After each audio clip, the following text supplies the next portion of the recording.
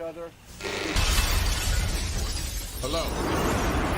I am sorry, but I must interrupt this show. You know what it is? Hey, Ham Solo. It's time, baby. Low. It's time how we do. Hey. They said we said we hit. They said we said we on. They said we said we strong. They said we said we go. We say that you heard right. We say that you heard right. We say that you heard right. We say that you heard right. They said we said we hit. They said we said we on. They said we said strong. They said we said we go. We say that you heard right. We say that you heard right. We say that you heard right. We say that you heard right. Man, I swear that it's imminent. I've been going so hard on my penmanship. About to go in and buy me a whip. And I pull that shit fresh off the dealership. I can leave you in red like an Xbox. Got me laughing at you like you red fox. Got you chasing Hot Wheels like a matchbox. EA running the game and it don't stop. Super cold like I'm playing for Blizzard. Got you all in my sights like Red Dead Redemption. Never gonna slip on my pimpin'. Better get out my way, bitch, I'm on a mission. Really ain't no competition. I'm steady grilling opposition. I'm get up and ready to win. They can play it how they play, but fuck what you say. I'm getting this money today. Last of us like a dying breed. Down the ride like a noble steed. Fatality moves, I make you bleed. That's on any game, that's on any screen. Shut up and give me your money. They said we so lit. Even if I take an L, we coming back just to show that we don't quit. They said we hit. They said we said we on. They said we said strong. They said we said go. Greetings and salutations, ladies and gentlemen. Welcome to the 115th episode of BullSittin on TSWS Gaming. I'm Luke7. Joining me today, as usual, it's Mr. Ham Solo and the man that likes games more than anyone on the planet, Mr. Matt Likes Games. Welcome in, gentlemen. Also, welcome in, Rachie. I see what you did there. Says, I come to TSWS for my latest news. As long as you keep coming, bro. As long as you keep coming. Pause. Ham, how you doing? I'm okay. Fidgety. Yeah, looks like it. You're about to leave your chair. Fidgety. Yeah, I was gonna grab something off my couch real quick, but yeah. All right, knock Yeah, yourself but out. I'm always kind of fidgety at the beginning of my shows. I don't know why. It's always like All that. right, Matt, you good? I'm doing pretty good, buddy. Nice doing and still. pretty good. Oh yeah, I'm not going anywhere. All right, Matt, what you been playing this past week? Destiny 2. That's honestly pretty much it, and it's been that Is it like way a for new about 2 DLC weeks. campaign or what? Well, Final Shape came out. My buddy Hard Days Mike got me Final Shape. Like I already had all the DLCs, but I didn't get Final Shape. And so he got me Final Shape, and now I'm playing it all the time. Now I can't stop playing it. Okay. I'm all set now. All right. All right, let's get into this shit. I like What camera's bigger. What have you been playing, Ham? What have I been playing? Yeah. Okay, so I've been playing a lot of this game. You would think I was Nebraska, but I was actually Iowa. Just Traitor. because I don't know, I'm just playing the game, so I'm just playing with different schools, whatever will take me as a starter and whatnot. And Nebraska didn't want me as a starter, right? So like I was just like, okay, well, You're not going to the bench. Iowa was more interested, so I took them. Mm-hmm. You know, that's how it goes in real life, actually. You know, for the most part. You don't get to play. I mean, how many people, for your how dream many team. kids grow up saying, I mean, how many lokes grow up saying, I dream of going to the University of Austin, Texas, and getting refused, you know, and having to move all the way to Africa. There's so many people that have to do that kind of stuff. Yeah. And, you know, I'm just one of them, but I just decided to stay in the States instead of running and ducking like this sucker right here. All right. Yeah. I'll have you know, Ham, that after our last discussion about the NFL draft, I actually let myself get drafted by who wanted me, and now I'm playing for the Colts. I thought you were It's playing very for underwhelming. Dan. All right. Well, I've been playing NFL 23 because 24, for some reason, NFL 24 is like crazy load times on my Series X. I'm playing NFL 23 and I'm having a good time. Also, uh, lots of progress on Elden Ring. Struggling with the Fire Giant, but progressing. I'm sure I'll Fire figure it Giant out. stinks. Yeah, he's an asshole. Yeah. And he's a giant. I Motherfucker, just when he does his like side roll, that's not fun.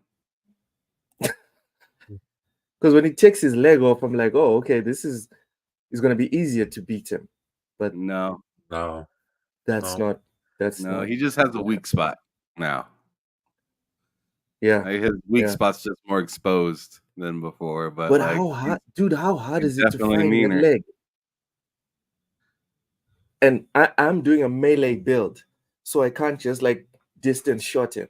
I have to like trudge at this guy, managing my stamina, trying to get to his leg, and then it just has to roll, and then I have to restart all over. Oh my goodness. Whoever designed them, I'm sure like they felt very smart that day, but I'm not a fan of the Fire Giant. Anyways, we're not here to bitch about difficulty. Actually, we will bitch about difficulty when we get to Flintlock. Hopefully, Mental will be in by then.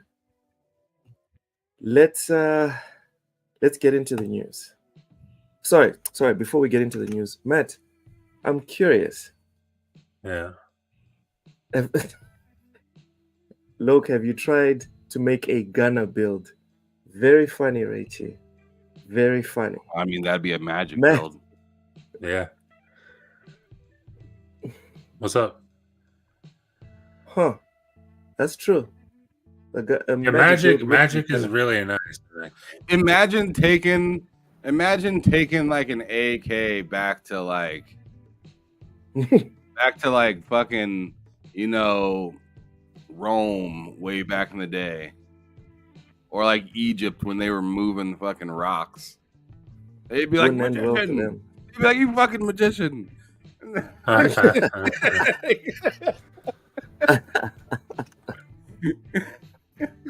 Yeah. Am I wrong? No. It's like, it looks like 100% there's on fire coming out of there, but I don't see the projectile. Definitely gonna build. Magic. The reason why I didn't go with magic is because like the last time I played Elden Ring, I went with the bow and arrow because that's what I like to do when it comes to fantasy. Most people, when it comes to fantasy, like a sword and shield and whatever, but I love bow and arrow. I went really deep in the game with the bow and arrow and just I was struggling. And then with all the hype for the DLC and whatever, I decided to restart Elden Ring. And when I was restarting it, I just swallowed my pride. I was like, screw it, man. I'm gonna look up one of these builds on YouTube. Someone's gonna tell me like which or the weapons to get that'll make like fights with bosses more fair, in my opinion. And yeah, got some bleed weapons, and it's working out for me. I've gone way further than I went the last time with a bow and arrow, so I'm enjoying Elden Ring. Yeah. Okay, so Yeah. Elden Ring for Loke. Did you get the DLC? No. I'm actually planning on doing something crazy. I want to 100% Elden Ring by the end of the year. Okay, so he's not getting the DLC. Gotcha. Yeah. Mike. I'm getting not Mike. I said Mike. Matt. January. What? Matt. No, you're not getting the DLC. That's what you just said. Wait, you don't think I'm gonna beat Elden Ring by the end of the year? I don't think you'll 100% it by the end I of don't the think year. you'll 100% it. No, You'll beat it for sure. you'll probably beat Right. it by like It's cool. September.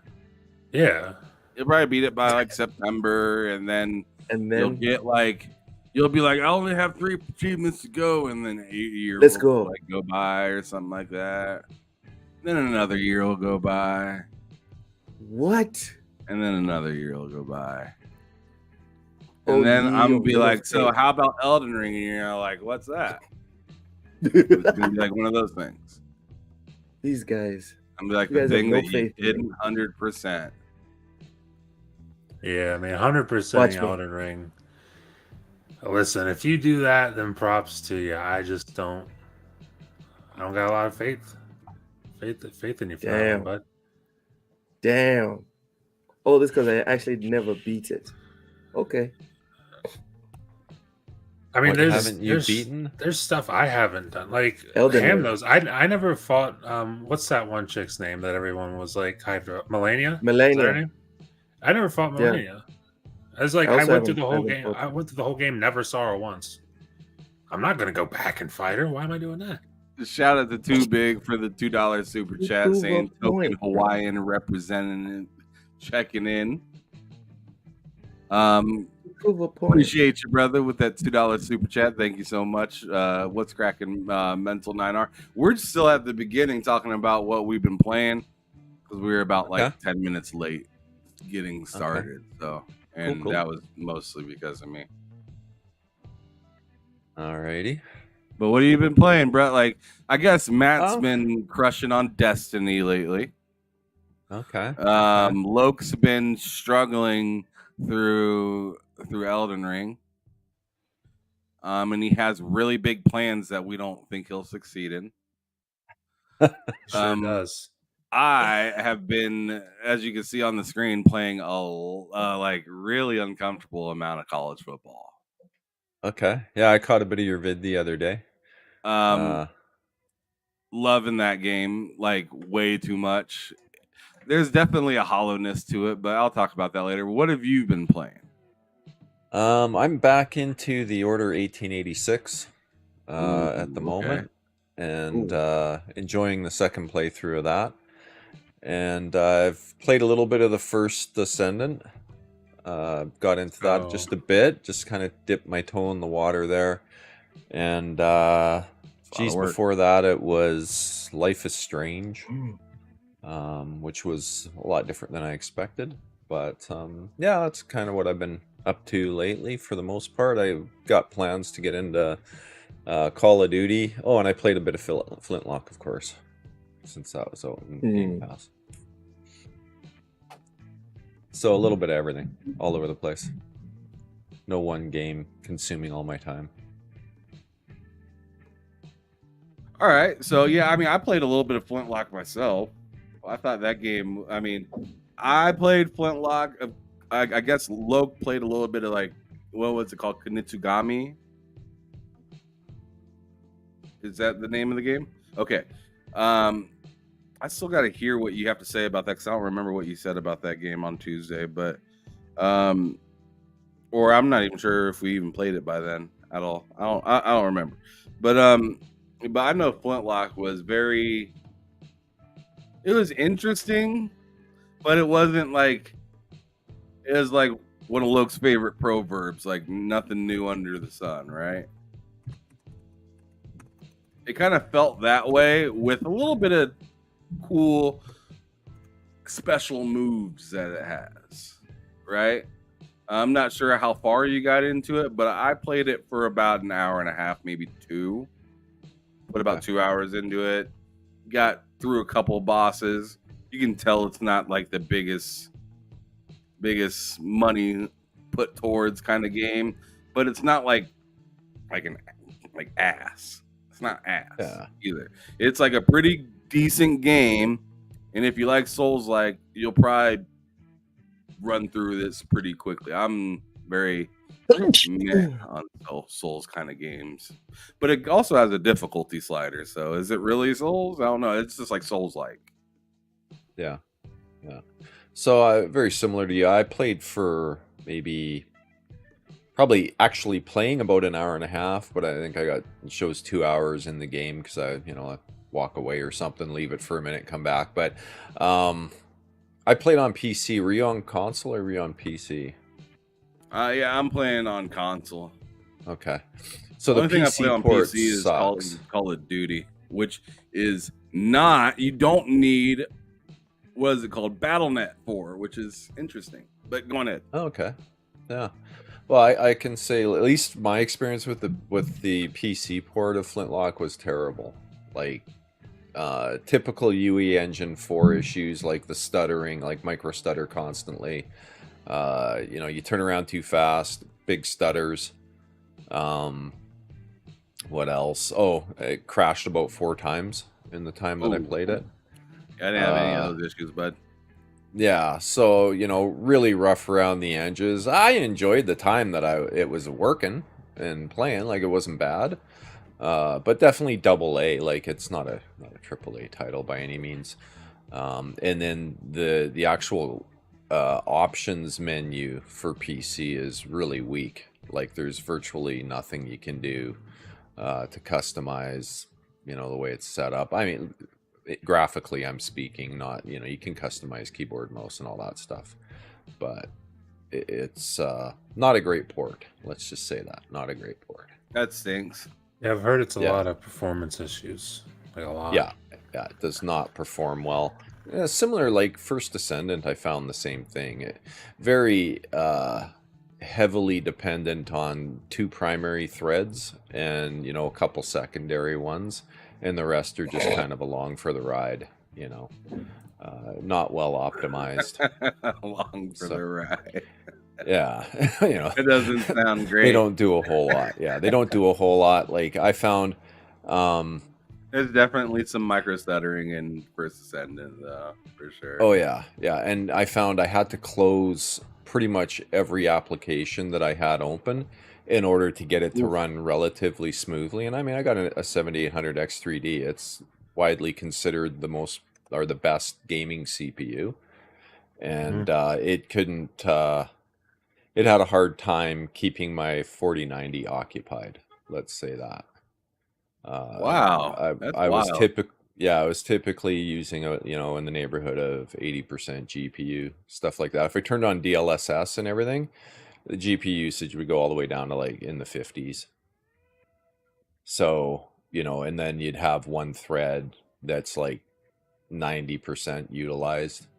It's not good. It's not good. That's where the performance issues primarily lie with First Descendant. I mean, it really needs to be, the CPU side of the house needs optimization in a bad way. So before we move on, because I know Luke probably has a ton of stuff to talk about, but like as for First Descendant, take your time. Oh yeah, a little light, right? And also, I'd like to know about these threads to understand. Like, I don't even know what that means. But go ahead. So I was just gonna ask, like, mental, if like, so this game is pretty tolling on consoles. It has First Descendant. Okay. Yes, it's pretty tolling on consoles. You do have you do have what is it called, frame generation, of course, but that's just like kind of just like a cover up.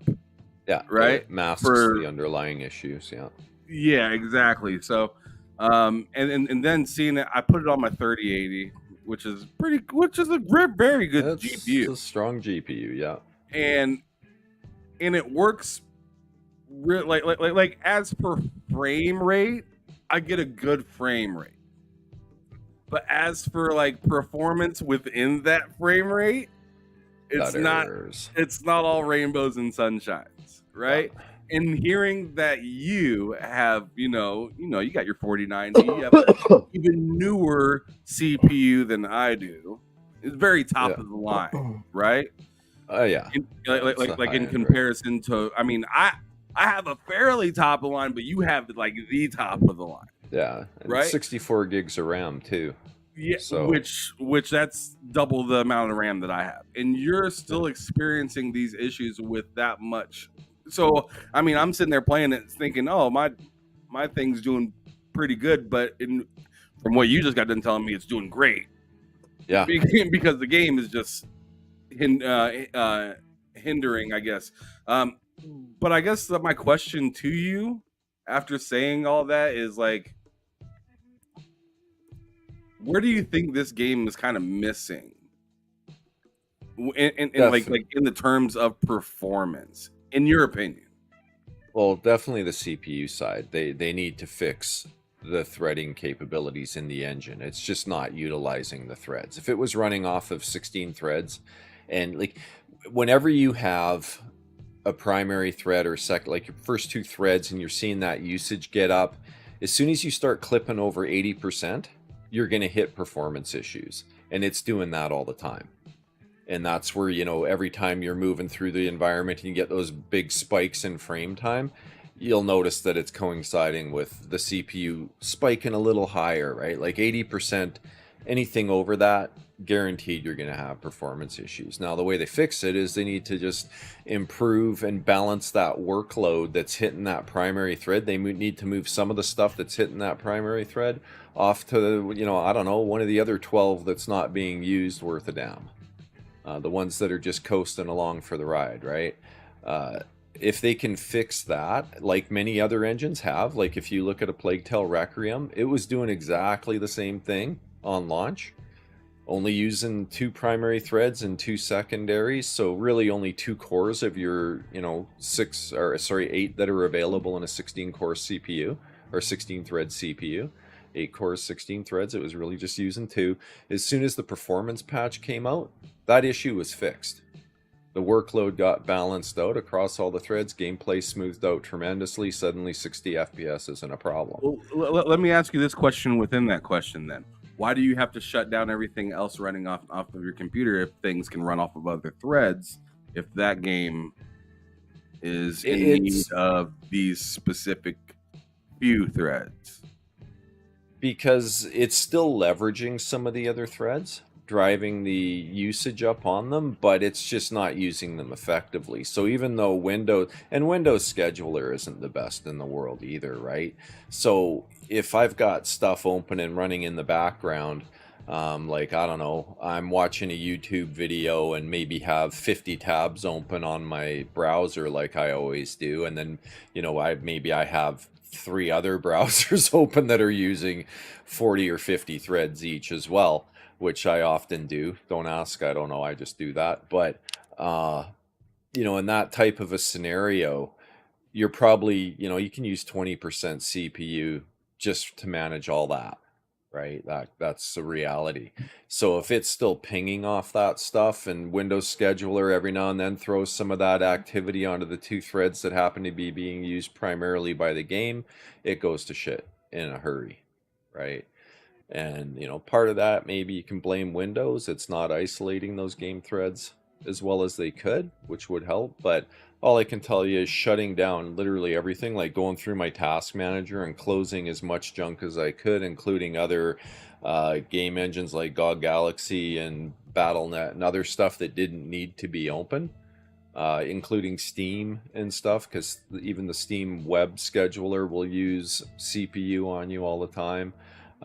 Just basically shut down everything. It did smooth it out quite a bit, but it didn't get away from the micro stutter that was still showing up when you turn quickly and stuff. There was still frame time spikes, and that's just probably shader caching issues or something. I'm not even sure, but they need to fix that as well. But the game has problems, there's no doubt. Okay, with all of that, does anybody else have any questions in pertaining to First Ascendant? Oh no. Yeah, I've had my experience on PC with it. It's fine on PC. But you know, It's definitely playable. Lots of room for improvement. Yeah, it's very 100% on that. similar. It's weird. It's very similar to the console experience. Yeah. And Without all of the like, you know, like I haven't really had my game shut off on me or anything like that with First Ascendant on console. But like as for it on PC, I've had it happen like once. And Crash? Yeah, it crashed Okay. like one time. But other than that, like just a little bit of like, you know, weird stuttering or a little extra, just tank of your FPS just randomly. Sometimes, I mean, Yeah. I've found both of those in console and in PC, which is interesting. Yeah, no, it's definitely, I would say, like the bulk of the performance issues lie solely on CPU. If they can fix the threading problems, it'll improve.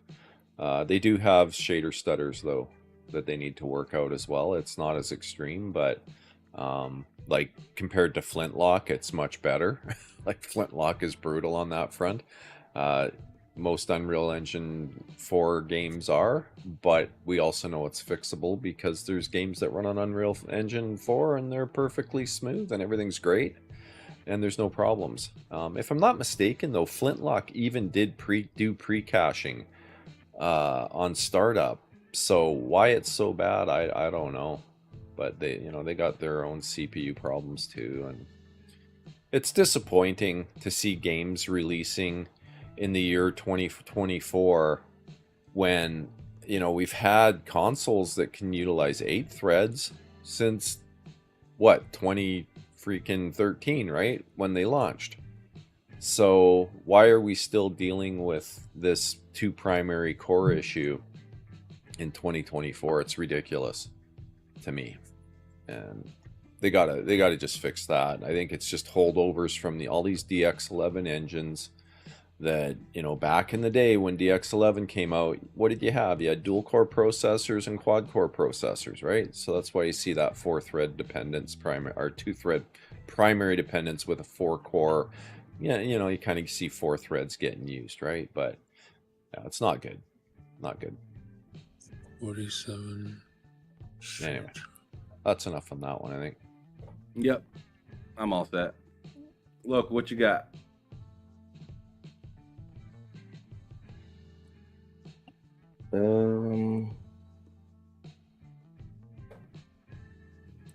Mental.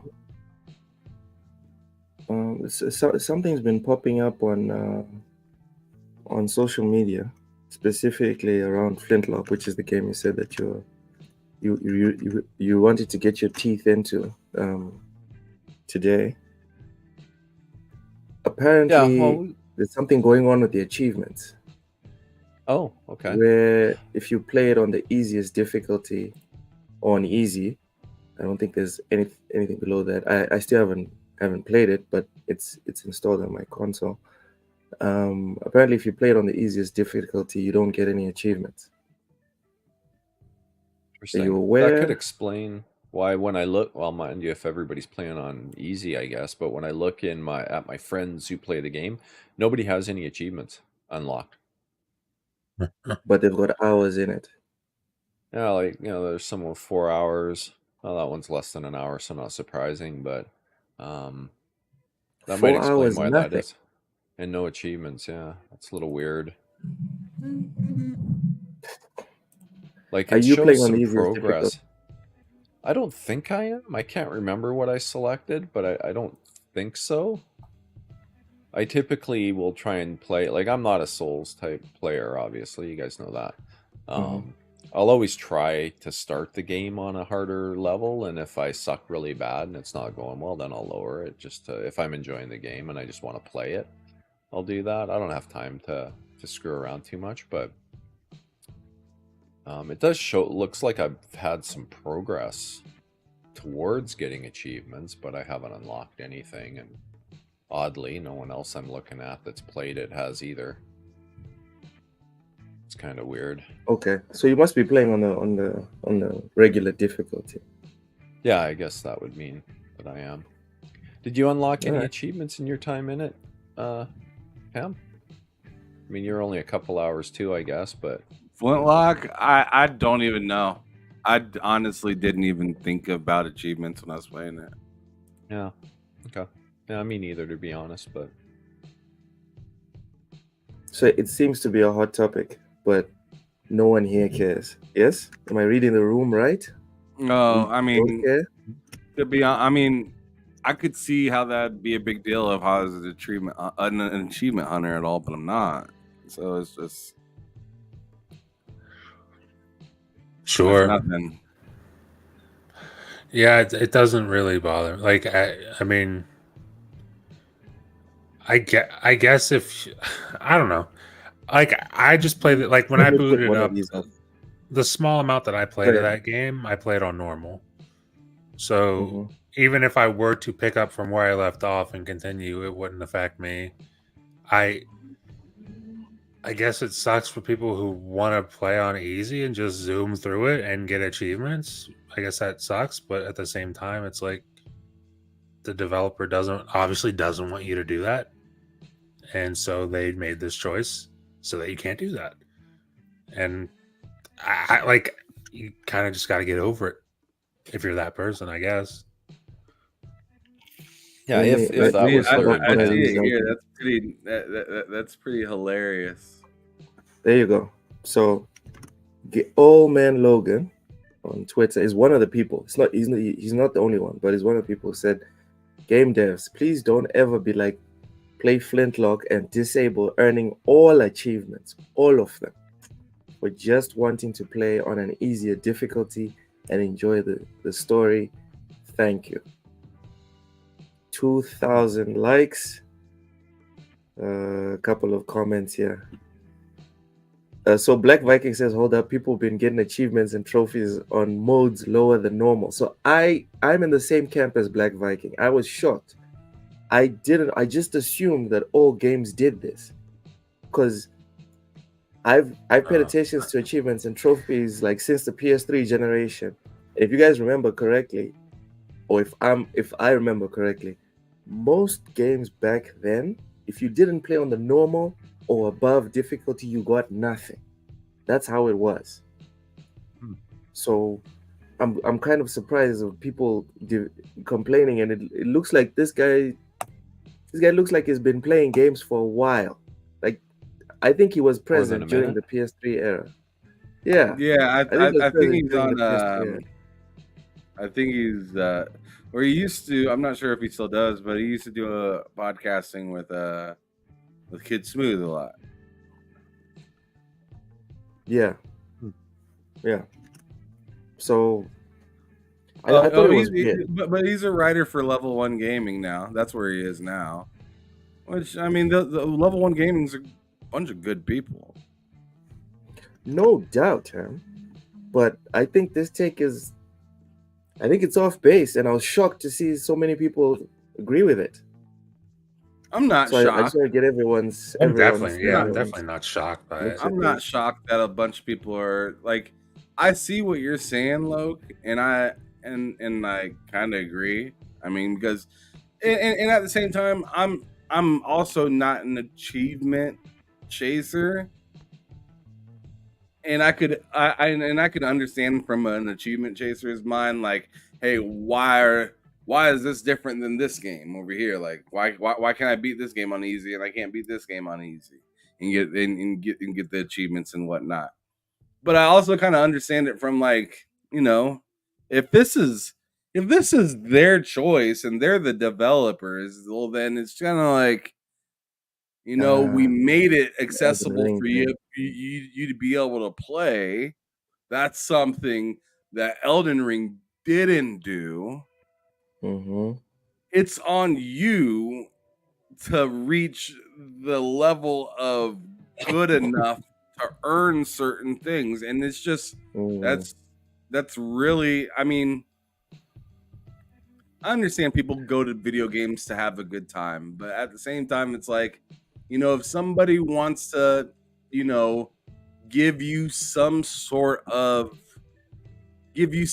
task where you have to go above and beyond to reach this level, I don't think the person that sets the goal should be penalized for that, because it's like, you don't have to do this if you don't want to. Also, like, to the point of playing games for a good time, I mean, you can still play the game for a good time. Like, nobody's they're not stopping you. Like, it's so weird. I don't know. Like I'm kind of like Ham in the sense I really don't care about achievements. Like it's cool when I get them and stuff. It's cool to see that, but like, what did I do? What did any of us do before the Xbox 360?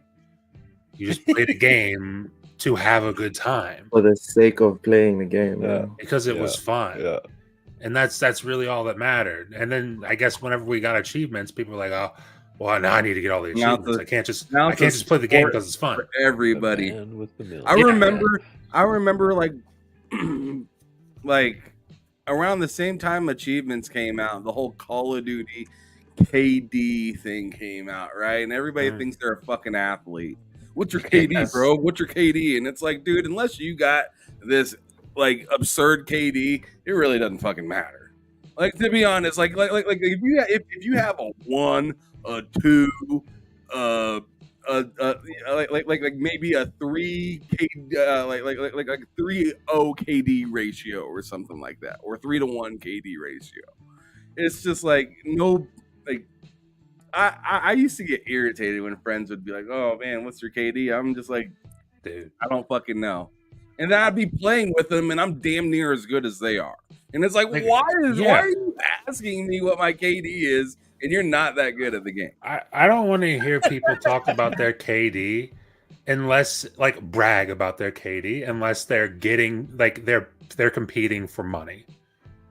Unless you're unless you're like actually competing. Yeah. If you're like MLG competing for money in contests and stuff, like by all means, go ahead, talk your shit. But like if you're just some guy clocking into Call of Duty after a long day of work and your flex is like, dude, my KD is crazy. It's like, I don't Get care. off my nuts. I don't care, man. Yeah, my thoughts on the achievement thing. I know I've played games like this before where as you play on harder skill levels, you would unlock the achievements for the skills below. So let's say you started playing the game on hard, you get an achievement, you get the achievement for hard, medium, and easy. It would just ping all three of them. And I think that's a good way to do it. Uncharted does that on PlayStation. Yeah, like I think that's a good way to do it. It gives a little bit to the guys that want to play on easy, make them feel like they're achieving something, and gives more to the people that play it on harder. Yeah, exactly. So like you complete the game on easy, you get an achievement that awards you like 20 points for completing it on easy, but the guy that does it on legendary gets 100 because he unlocks everything underneath it, right? Simple. Yeah, to me that would be a fair balance. I say fuck that. Like I hear what you're saying. What? Mental, and I don't think what you're. What's going on? Like I don't think what Mental is saying isn't a good like meet you in the middle situation. But it's kind of like, dude, how many times do we have to fucking meet y'all in the middle before you just? Fair enough. I mean, the next thing you're gonna ask is like, hey, like. Maybe if I beat this thing a certain way, I get the same achievement as the medium person. Like I don't know. Like when does the like participation trophy stop? Yo, You know what I'm fair. saying? I'm not gonna argue with you. That's a fair comment. Because if I have a vision and like I'm a developer, a creator of some sort, and I want something out of my fans. Pokemon never said, you know what? Let's go on ahead and make Charizard a lot easier to catch now. No, go stand out in the middle of the street, motherfucker. Good luck. Don't get hit by a car. Get to that gym right there. You know what I'm saying? Like Pokemon Go is like, go die. like go literally. This game isn't asking you to Risk go your die. life. Yeah. This game is just saying, hey, maybe after your first playthrough, if you think you are that guy, do it again. Or just knuckle up the first time and get in there. Like I don't think there's anything wrong with having a stipulation. There's a stipulation to get into many sports when you're in school. There's a stipulation to do really anything in the world. There's a stipulation to be able to drive. You don't just turn 16 and you go to school and then and the teacher's handing out licenses. Like that's not how it works. You have to prove that you're capable to do something, to achieve something. Now, you can still drive without your license. Yes, you can. And especially on your own property. But once you want to go hang out with the big dogs at the stoplight and, do your thing, burn out, whatever, you better be carrying your card. I just don't see the difference. Stipulation, you need to meet it, you're good to go. You get what you want. Yeah. And the next level of this, Ham, you did mention the whole Elden Ring thing. Is the next level of this is, now we can see what would happen if From Software were to bend the knee and put a difficulty setting. Because I can almost guarantee From Software would be like, you can have the easy mode, but you're not getting any achievements for this. You can watch the cinematics and whatever, but you're never going to be able to say, I was the Elden Lord, and show your PS trophy, your Steam achievement, your Xbox achievement, or whatever. And if this is now the new norm of saying no, but all achievements should be for every difficulty, then your Elden Rings would also fall under the same umbrella. So I 100% think that if you beat on a harder skill, that's worth something.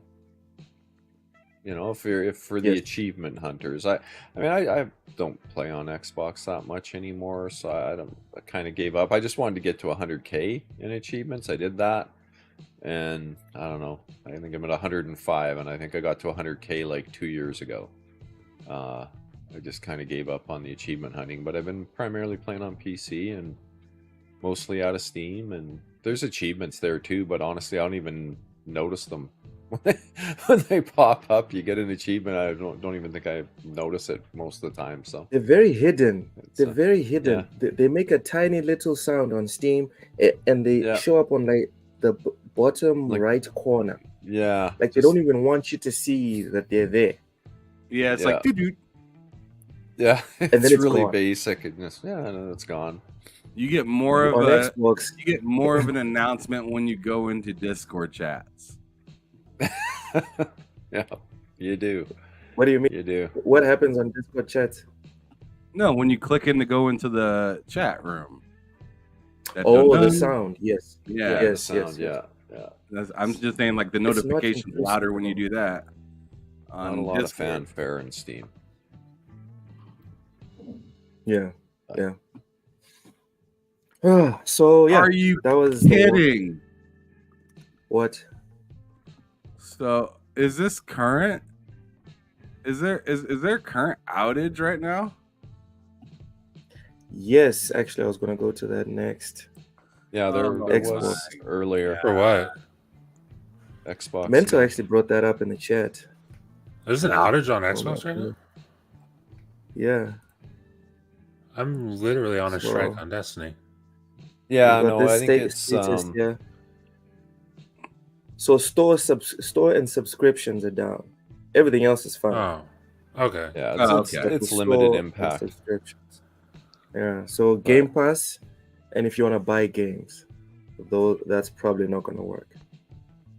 Man, they're really seeming MacGyvered right now. Like they really seem like they're like hanging on by like a toothpick and like some dental floss and like they're somehow carrying a current through rubber. Like little bubble gum holding the Ethernet cable in because the tab broke off, so just a bit of bubble gum around it, keep that in there. Right. Yeah, no, there's I would say at this point, like, what's this, the third or fourth time just recently they've had issues? Relatively minor probably in this case, but it's like the third week in a row. Yeah. Really? I think so. Yeah. Well, last week they would have got hit by the CrowdStrike issue. I'm quite sure that's probably what impacted them then. Right. I mean, Azure got hit hard by that. Our Azure stuff was dead in the water, and it took way too long to recover. But the nature of the channel channel file update was it was massive screw up, just a massive screw up on CrowdStrike's part. But nonetheless, it sure shows a major vulnerability, right? Yeah. Go ahead, Mental. No, I'm just saying, Or like, reading you know, something else. if you want to know more on that, I did a video on it. Dropped that, I think, on Monday or something. I can't remember. But yeah, I mean, my team was Where up did you make the for video? Plug. Let's go.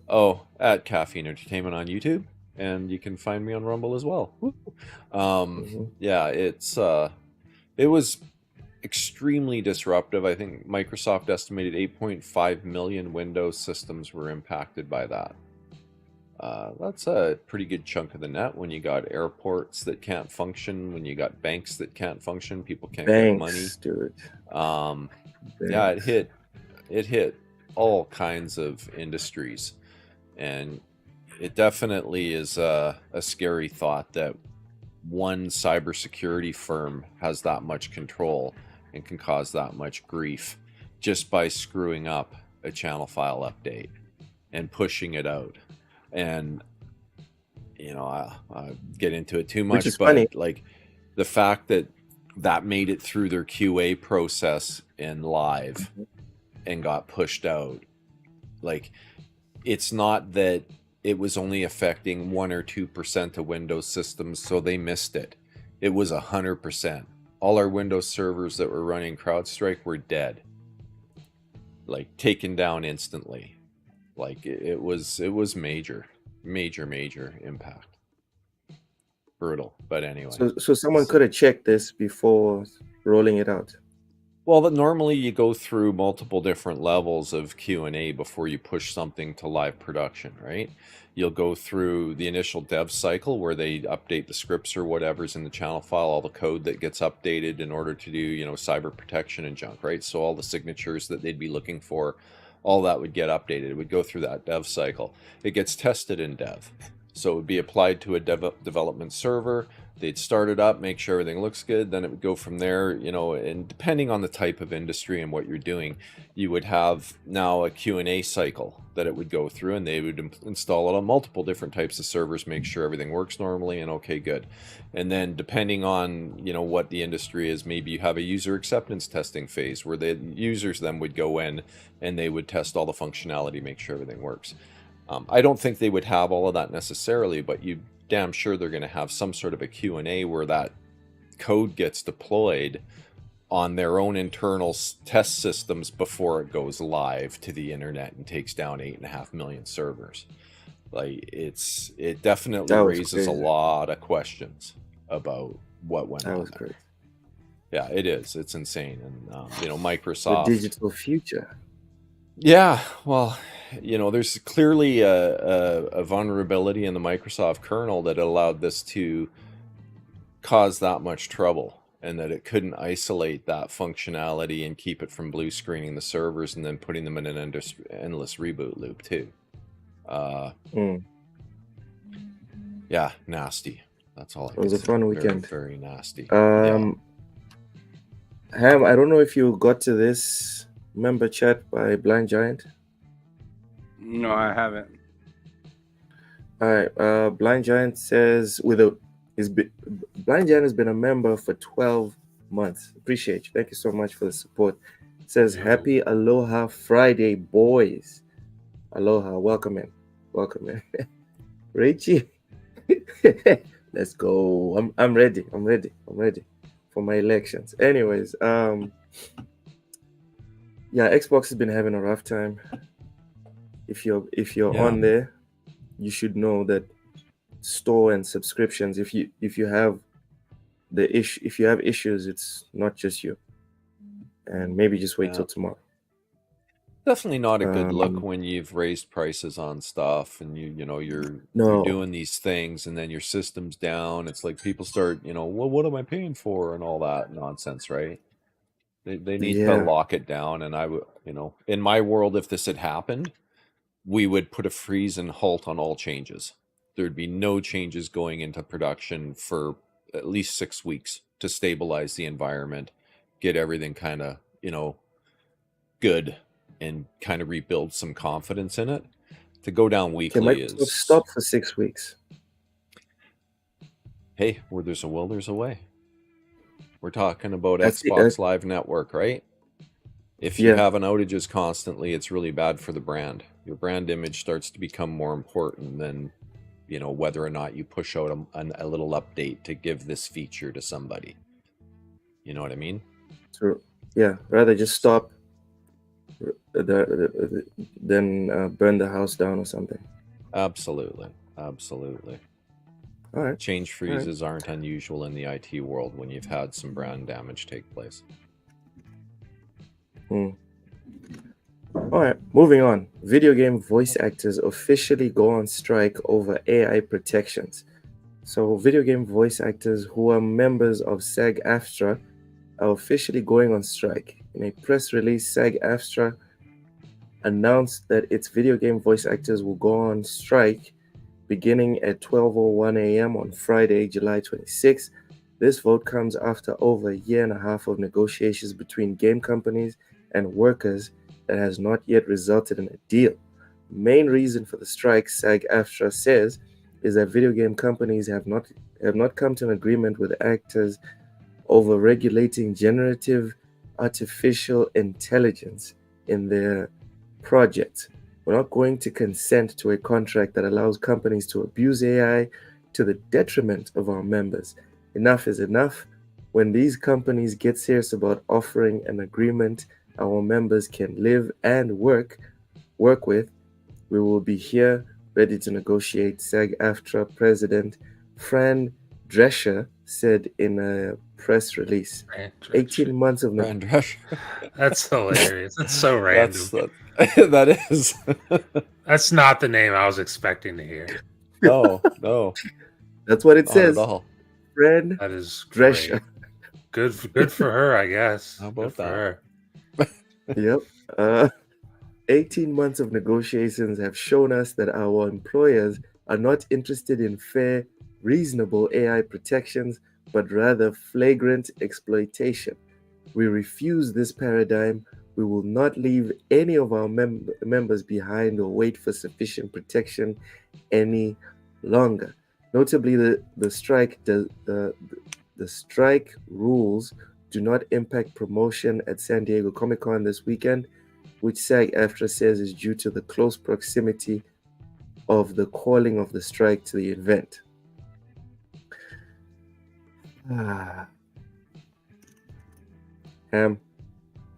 A voice actor is crucial to video game development.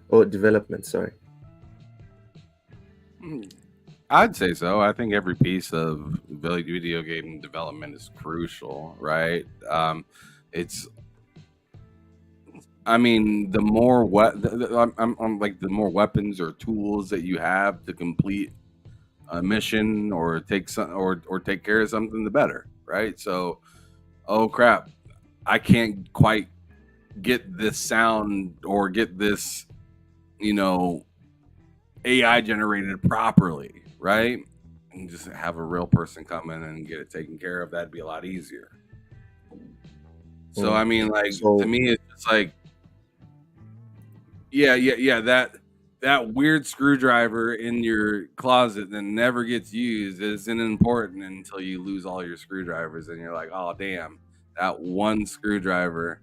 I have every single other one of them, but that one that I lost from the move last month really screwed me over for this new apartment or new gig or new situation that I just so happen to be in. I don't know how many times I've heard like a parent or or a relative or I mean, even my, in-laws say, damn, where'd I put that ratchet, or where'd I put that 1/4 inch, or like how many times have we all said that kind of stuff? Like, damn, like where did I put that thing that I swear to goodness I put in this box because I never fucking need it, and then all of a sudden you need it.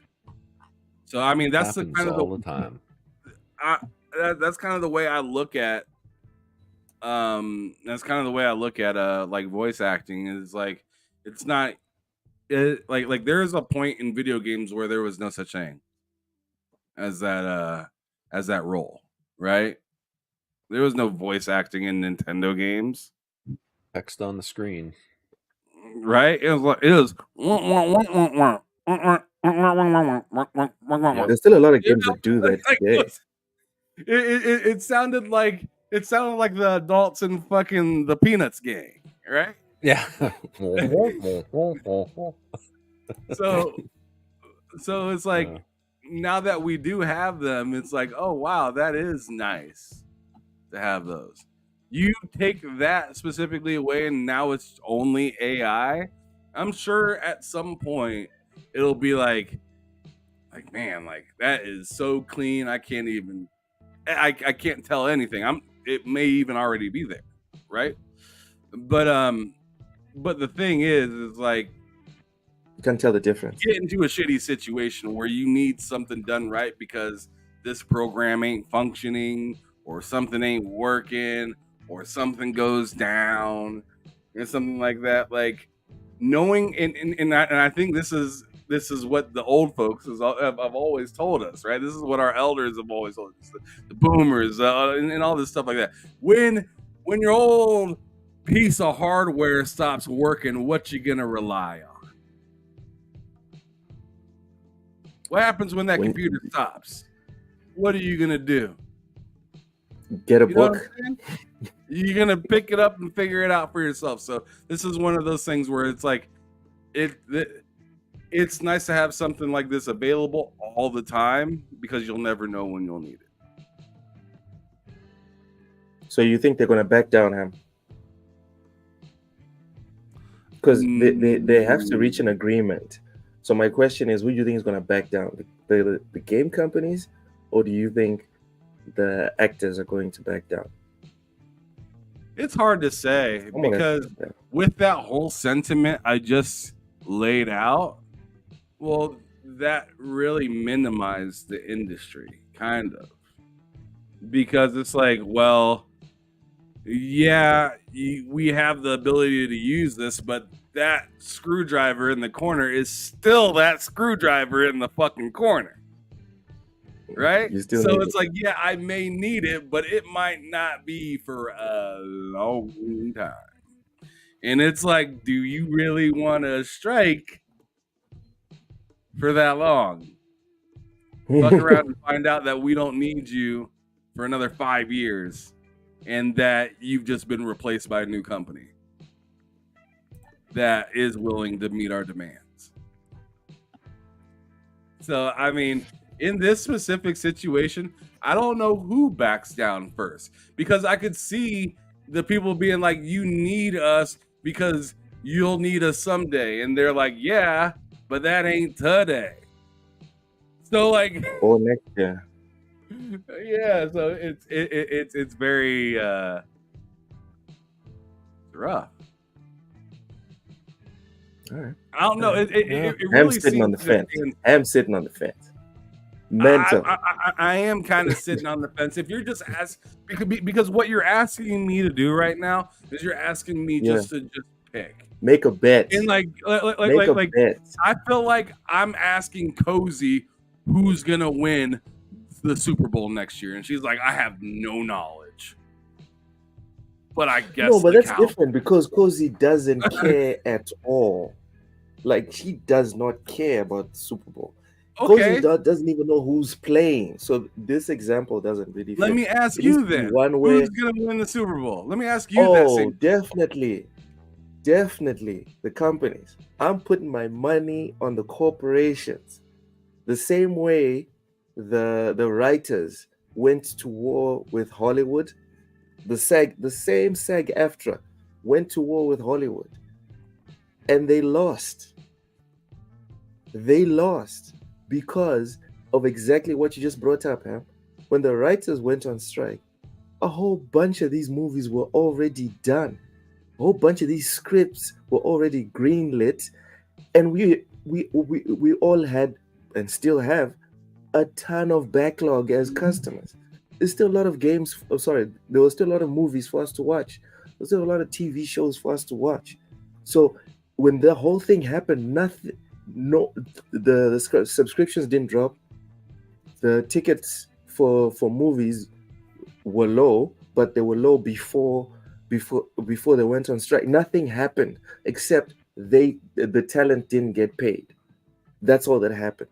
And the same thing is going to happen here because of what you just brought up and what I've just said about everyone's collective backlog. When I get to Stalkers 2 and why that's kind of okay because of our backlogs. No one's in a rush to make more games, Ham. PlayStation just took a year off. They just took a year off and have record profits. This is fine. The writers can bounce for the rest of the year. Can they afford to? Because PlayStation can do it. Ubisoft can do it. Xbox, all these companies, they can do it. They can be off for the next 12 months. Can you, as one of the writers is SAG-AFTRA, can you afford to do it? So that's where my money's at. It's not because I'm cheering for the corporations. I think that's crazy. I never cheer for the corporations. But if this is a horse race and you have to put your money on someone, I'm putting it on the corporations because they have a better average. I can see that. And with that, like with everything that I just got done like expunging or not expunging, but explaining and just the breakdown that you just gave just now. I mean, I this might be corny, but I gotta agree with you because it's just like what I just got done saying. Like, yo, you're still kind of the screwdriver in the corner. You know what I'm saying? You're still that. So until you are, or until at least you express how needed you are and whatnot, and how certain games may not come to fruition without this, like maybe you could come out and tell people, oh man, the next Gears game, yeah, forget about it. Voice action's gone. That might make people jump a little bit, right? Or the next God of War, or next Call of Duty, or better yet, the next Grand Theft Auto. God damn. Oh shit. Now we got an issue. Right? Now we have to talk. Yeah, now we got an issue, and you better figure this shit out, right? Or else you're losing potentially billions of dollars. It's not even hyperbole. It's not even hyperbole. Yeah, immediately. Yeah. Mental. Are me and Ham crazy? No. I mean, if you guys think back, a couple weeks back, Nintendo said, "Oh, we're not going to use AI in our games," right? And everybody was like, "Yay! They're not Nintendo! Yay for the gamers, for the people! They're not going to use AI." Yeah. Talked about that a bit on one of my shows, and the reality is, they say that now. I'd like to see them say that in 5 years. Things change. The world moves forward. AI is getting better and better. It writes code for you now. It can save you time. Sure, there's the flip side of that. The more AI does for us, the dumber we get, and that's a very real thing too. But if you look at something like this with voice acting, we already know that AI can do a very good job reading a script and sounding pretty much indistinguishable from a human. There's the odd thing that it'll screw up. Might not, the voice inflection isn't right for the context or something like that, right? Yes. But generally speaking, for the most part, you wouldn't know it's getting that good. This is a no-win situation in my mind for the voice actors. The only thing they have is their name and the clout that goes along with their name as being someone that voice acts in a video game. And I don't think that's enough for most people to care. What do we care about as gamers? We want a game that's fun, has a decent story, and keeps us engaged, right? That could be done without a specific actor, as long as the voice that we're hearing sounds good and is believable. And AI is getting to a point that maybe it's not quite there yet, but give it a couple more years.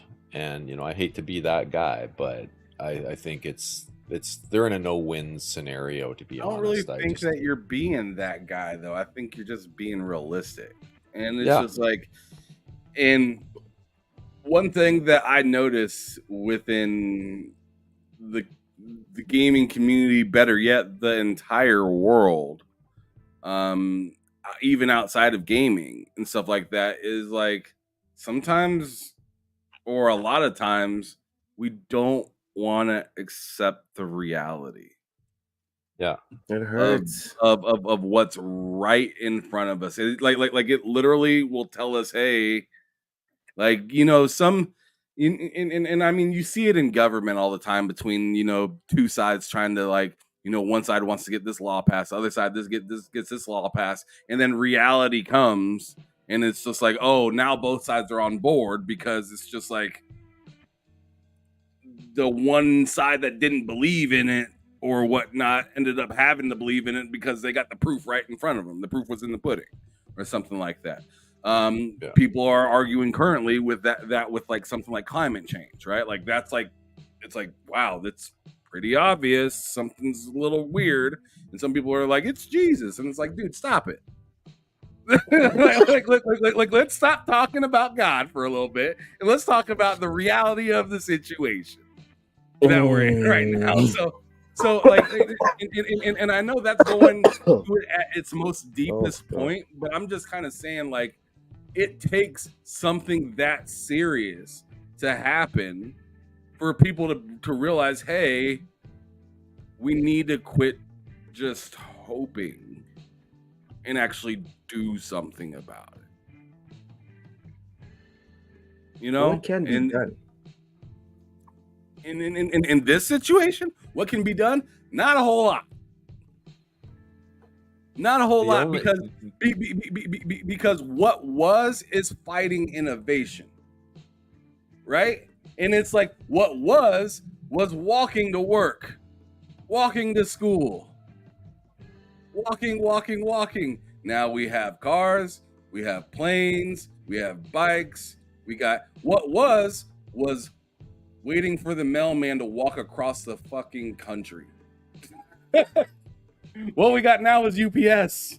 What was doesn't matter anymore. You see what I'm saying? The only way you would stop something like this would be through some kind of a labor, what am I thinking of here? Like a bill that would be passed by government that would protect the workers' rights as a laborer to, not displace them with AI. You'd need some kind of a law to stop it. And I just don't see that happening realistically. Let's explore that a bit, but first, I wanna get Matt's take on this one. Matt, are we crazy? Are you crazy? No. Yeah. Me, Matt, and Mental agree that there's nothing that can be done. Oh my God, the panel is definitely DI. Oh God, go ahead, Matt. I don't think y'all are crazy. It sucks. I mean, if the question is who's gonna win this battle, I mean, what I want to happen is for the voice actors to win, obviously. what's gonna happen realistically is the big company, any big company, and it doesn't just apply to this, specific scenario of voice actors versus game companies and their use of AI. It applies to any example of, hey, we're people versus a big corporation. Corporation's gonna win. It's not going to go well the way for you, but it's just the way it is. So, I mean, there's definitely, oh my god, there's definitely ways that you could absolutely.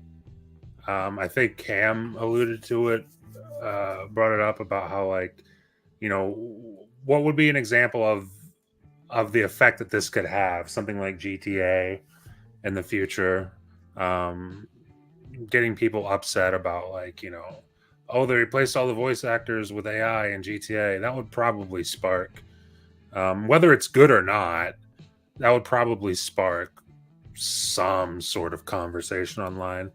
That would be quite negative. That would have probably a pretty negative impact. yeah. But outside of, like, huge scenarios like that, like, for me, it's like the idea of, I mean, we're probably going to get another Red Dead at some point, and the idea of not having, like, real people voicing those characters, whoever those characters may be, Yeah. it's kind of a bummer.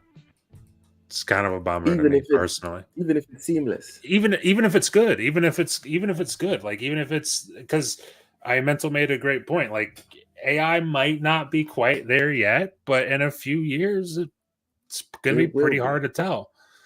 So it's like, and I get that, and that's really cool, and that's exciting just from a technological standpoint. But, like, at the same time, it just personally, it is kind of a bummer, just on a personal level for me. But again, it's just the whole corporation versus, or company in this case, versus people, and just people aren't going to win that, unfortunately.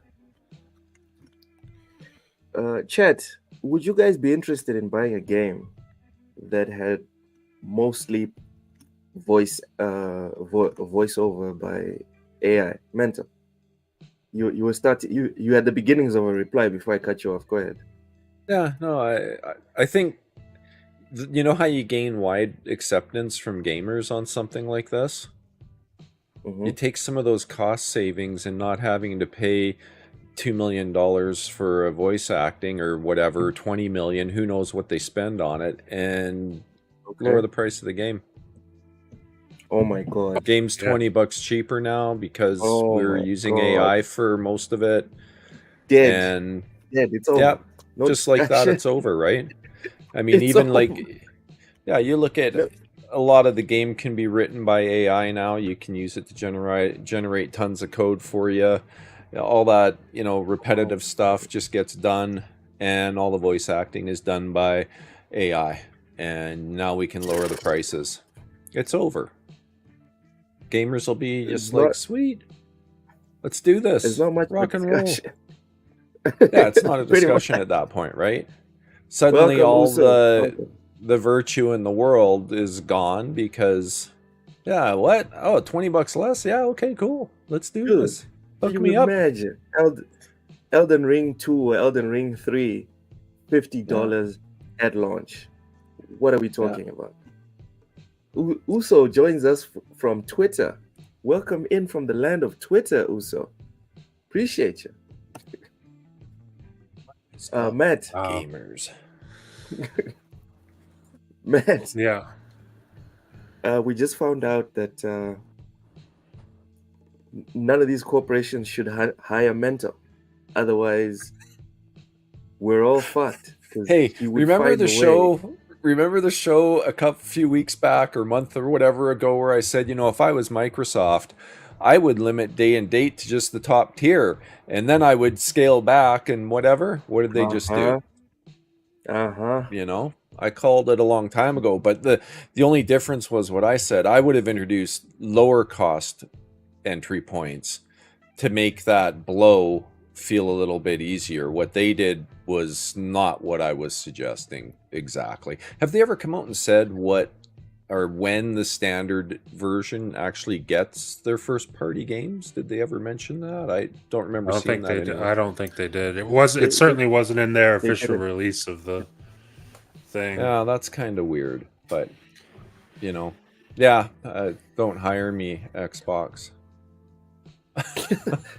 I don't know, man. You might be in those consultation rooms and you're just trying to throw off the scent right now by saying, Yeah, "Oh, they I've didn't never do said exactly who what I work for, said." did I?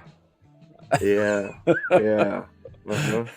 And then Yeah, he has no. to come out and throw out the disclaimer like, "No, they didn't do exactly what I said." Or like, sure, but sure.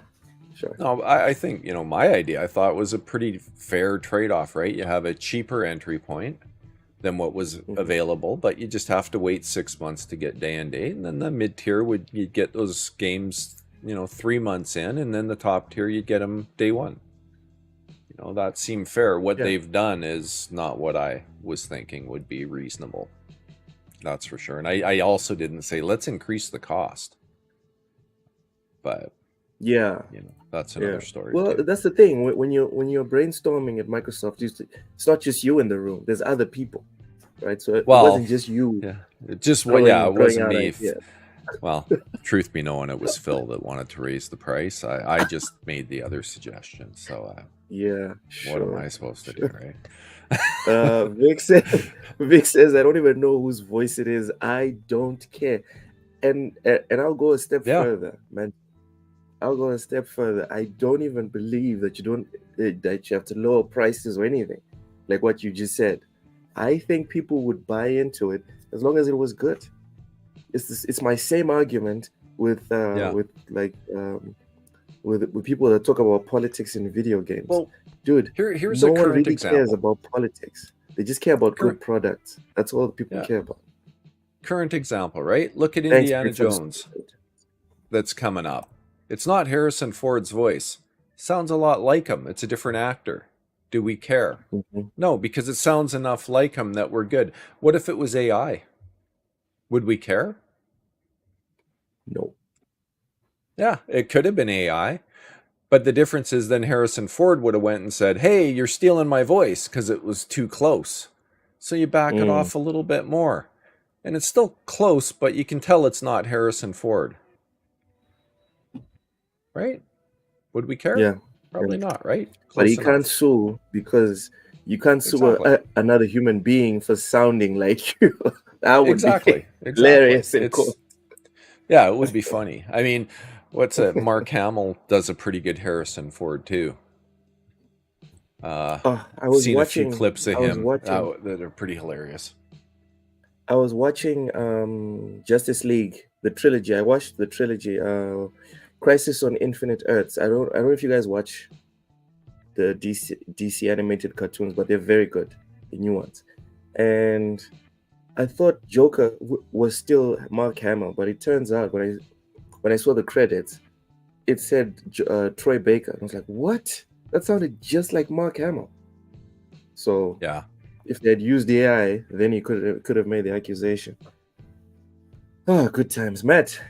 I don't remember if you confirmed whether you'd care if AI was driving the game or not. I definitely care, but at this end of the day, it doesn't really matter if I care. So it's like I care, but like I mean, what am I going to stop them? No, it's would you not buy the game, Matt? Would I not buy the game? Yes. What game would you not buy GTA 6? GTA 6 is 100% AI voiced. You're not gonna buy it. I'd buy GTA. I'm gonna buy GTA 6. Again, it's one of those things that I care, but at the same time, whatever I do doesn't matter. So it's like me not buying or buying GTA 6 in that scenario is like, I mean, if I don't buy it, another 100 million people are gonna buy it. So it's like, probably. What am I gonna do? So I'll just buy it and play. It is what it is. but at the same time, it does kind of Ah, stink. But I don't want to have a fight with you on about principle, dude. But listen, like me you specifically, can try to if I lecture have me about something, principles. no, I'm just saying if I have a problem with Sure. GTA 6, I'm not buying. I Yeah. know 100 million people are gonna buy it, but I'm not gonna do it. Sure. Well, then God bless you. Look, I don't know what to tell you, buddy. I Yeah, mean, yeah. listen, I have a problem with games having microtransactions out the ass. There's still certain games every now and then I'll buy a microtransaction. It's You're the part way of the problem. I'm but a you're part okay of the with it. problem, but Yeah. it is what it is. Yeah. No, and to be clear, I might be sounding quite heartless and whatnot. I'm definitely on the side of the voice actors. Like, I would prefer to see people keep their jobs and doing what they do, and if do it well, obviously, right? I'm always going to be on that side of it as my preference, but I think the reality From the is, human side. yeah. I mean, it won't be long, and we'll be serving our AI masters, and they'll be running the government. AI will just make all the decisions, and we'll just have to follow along, or they'll shoot us. No, I think we'll have like the chip integration thingy. Yeah, they'll just tell you I what don't to think think. it's gonna be. No, because remember we all thought that like computers would take over when we went from desktops to laptops. I'm old enough. I know you are certainly old enough, mental, to remember What? when people went crazy about the whole desktop to laptop thing, and they're like, "Oh, it's over. People are not going to think for themselves. Not going to create for themselves anymore." And what happened? Nothing really. They just became things that attached to us, that got like essentially a part of the human body. I think Laptops and it's then these cell things phones. Exactly. that did more damage to people's brains than anything. Yeah. Oh, Now 100%. that you have like the ability to just search anything, and you don't have to even remember phone numbers anymore. It's all in your phone, right? Dude, when I was a used to kid, remember so many phone numbers. oh yeah, like I had like 50 phone numbers just in my head, Yeah. and they were just there to be dialed at will with the old rotary But dial we agree phone. that I mean, I used some of those phones, but it wasn't regular. Yeah. Like- well, man, but I that was the norm. remember the phone number to my house from when I was 6 years old. Oh, I so do very I. much Yeah. remember that. I don't know my mom's Yeah. phone number. I talked to her. I can just text her. I can just call her. I don't know her phone number. Yeah, I know. I remember my childhood phone number too. Yeah. And I remember some of my friends still from when I was a kid. I still have those numbers floating around in my head. Same. I Yeah. remember my mom's old phone number that she does not have anymore. I still remember my grandma's phone number, which she still has. But I don't know her. I don't know her cell phone number. I don't know my grandma's cell phone number. And my grandma has a cell phone number, but she refuses to get rid of her regular phone number. And I'm not mad at her for that because I don't know her new phone number by heart anymore. But like, I used to remember just basic friends' phone numbers back in the day. Like we're talking about like serious people that we used to remember. I used to remember like old boy down the street phone number and stuff like that. Like, I'm sure if I sat around and thought about it, I could probably remember most, not the whole phone number, but like 90% of the phone number. And I might have like the last number wrong, or like the fourth number wrong, or something like that, right? Like I still remember a lot of that stuff. It's crazy how much stuff that like think about this, dude. I go to whenever I go back to Lincoln, Nebraska, I know that town like the back of my hand. I know where you know. I know what to look for, what to see, what school's gonna be there. I damn near know how to go back street from one end of town to the other end of town. Damn near just using neighborhoods and only going across certain areas that I know don't have access from like or have a median blocking the way, right? Nowadays it's like, dude, like I don't know where I'm going ever. I'm just waiting for this guy to tell me to take a left. You know what I'm saying? And Yeah. and sometimes like when they rebuild and reconstruct part of my old hometown, I'm like, oh, I can't turn here anymore. Where am I now? This town has Screws you up. changed too much. Like I feel like an old ass person. Yeah. I feel Like a goddamn grandma. Sometimes I'm like, where did this exit come from, and where does it go? oh man, no, I feel you. Like we've only been living here for just over a year in this city, right? So there's a lot of places that I have to use navigation to go. Just because I've never been there, I don't know where it is, right? But you know, there's also a lot of places that I just drive to. But it's funny because my son will be like, "Dad, you don't have the navigation on. Do you know where you're going?" And I'm like, "Yes, son, I know where I'm going. It's okay. Don't worry about it." He's like, "Are you sure? Like, you should probably just put the navigation on." It's like, Oh my but goodness. just the idea of going somewhere without the car telling me when to turn is pretty scary for him. And I'm like, "No, it's okay, That's buddy. I know where I'm funny. going." Yeah, but Comply, Dad. Come on. yeah, let Google know where you're going. Comply. Turn on that Android Auto. Yeah, pretty funny though. Wow. Like, how are we Yeah, gonna get that's home? pretty funny. What? Yeah, how are we gonna get home? Well, it's like when I was, away a couple weeks ago because I went back, to a friend's wedding where we used to live, and that's like it's a pretty long drive. I think I drove, well, it was about 2,200 kilometers for that 4-day period, which is a pretty good chunk of driving, like 20 hours of driving, right? And my son's like, "But do you know do you know how to get there? Like, where are we going?" And the whole time, like, he was always panicked if the navigation wasn't on. He was worried about whether or not we were going to get where we were going. And I'm like, son, I used to drive this road a lot when there was no such thing as GPS. It was just, you kind of just knew where you were going. So it's okay, buddy. It's Damn. okay.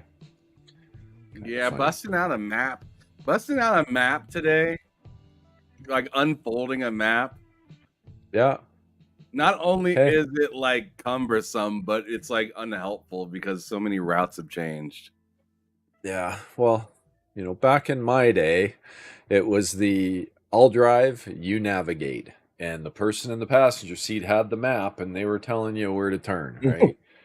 You'd But how did pre-plan they your know trip. where you were?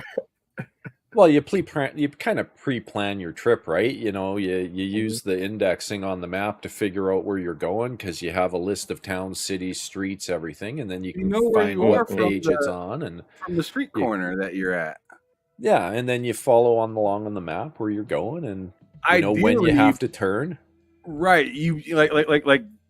I mean, that's why like when I wonder how many kids know this, that like when you see 75 miles from a city, it's like 75 miles to the downtown portion of that specific city, to where they call it the center of town. Most people are like, I'm not in Denver, I'm like 20 miles outside of it. It's like, no, you're still in Denver. Yeah. You're just not Yeah. in the center of town, like literally the center of town. So like, it's not to the outskirts.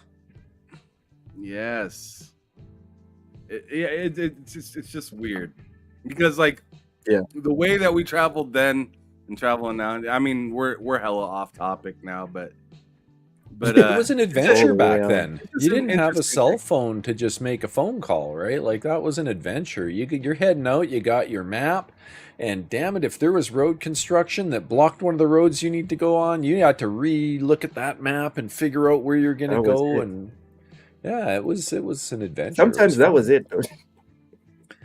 Yeah. Yeah. Sometimes that was all she wrote. Trip over.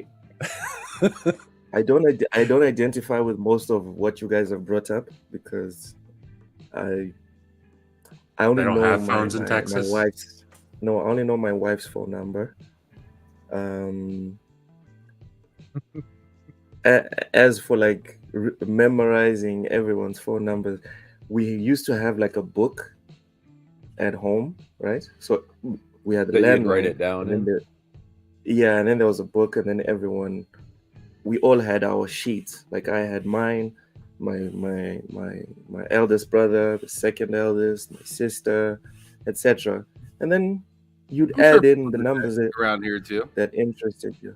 Yeah, so I never You're actually talking very took the Shenmue like. time. Sorry? I said you're talking very Shenmue like. How so? Like a book of phone numbers. Yes. This man had a Essentially. Rolodex. Yeah.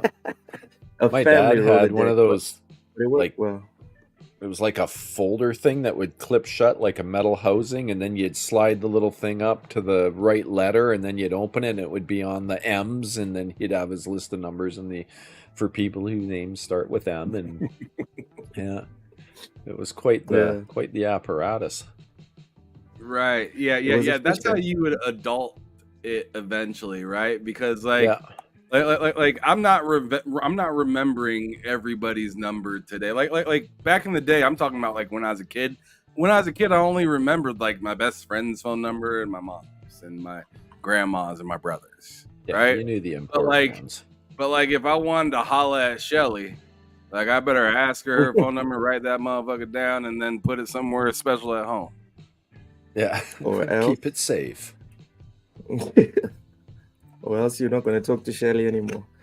Hey, bro, that's why they have like you look at the movies back in the or like the movies that like to portray back in the day, or if you just look at the movies from back in the day when a girl would grab your hand and write her number on it. Yeah, that was real. Like oh that, yeah. That was shit that happened. Like I've had numbers written down on my arm, and like on my palm, on the back of my napkins. Napkins, yeah. Oh yeah, plates. That was a big one. Like I've had numbers written everywhere. Fucking yearbooks, all that stuff, you know. For sure, absolutely. It's good times. It was always an adventure, right? Like I can remember a couple times writing down a phone number, like a friend of mine would phone or old girlfriend would phone, and she'd be like, "Oh yeah, I got a new number." So I'd write it down and just leave it on the counter, and then go out, do what I'm going to do, come back, that paper's gone. I'm like, "Oh well, guess I won't be talking to her." Right. You know, stuff like that. Forever. Yeah, we had a chalkboard beside one of our phones, like where my parents had a pool table and stuff, so there was like a chalkboard on the wall. I'd write numbers on that. Next day, my niece would have been playing and erased it. And I'm like, oh well, guess that ain't happening unless they phone back. I don't know. Damn. Damn. All right, that was a nice trip down memory lane. Let's move on. Sony's $40 hero shooter Concord does not have a battle pass. You own Concord. Concord doesn't own you. So Sony-owned developer Fireworks Studios took to social media to answer questions coming out of the recent closed and open betas and confirmed Concord bucks the live service trend by ditching a battle pass in favor of an old-school unlock system fueled simply by playing the game, completing objectives, and leveling up. Concord does not have a battle pass, Fireworks said. We wanted to focus our attention on making Concord a rewarding and robust experience on day one. We're just playing the game, leveling up your accounts and characters, and completing jobs yields meaningful rewards. Fireworks Studios gameplay animation director Mark Derrida followed up by tweeting, "No Battle Pass, folks. You own Concord. Concord doesn't own you." Matt, you Yeah. highlighted this topic specifically because you wanted to dig in. So, bon appetit. So, What's your first thought on it? I mean, I'm probably going to go a little bit against the grain here. I do want to say props to them for, I guess coming out and making a statement on it and, solidifying that all post-launch content will be free. It won't be laden with, cosmetic microtransactions and all that other nonsense you kind of come to expect from a live service game. I said I feel like I'm probably going to go against the grain here because I think in the case of Concord, probably would be better to do all that. It'd probably be better to do all that. And I say that based on the beta was the past 2 weekends, and both weekends I played. What was that first weekend? Me and you played for like an hour. We booted it up, just like we'll play this for a game and probably hate it and turn it off. We ended up playing like an hour and a half or something like that, and it was pretty fun. Like it was pretty damn good. And I don't even like hero shooters, so like I was pretty shocked to find that I was having a really good time with that game.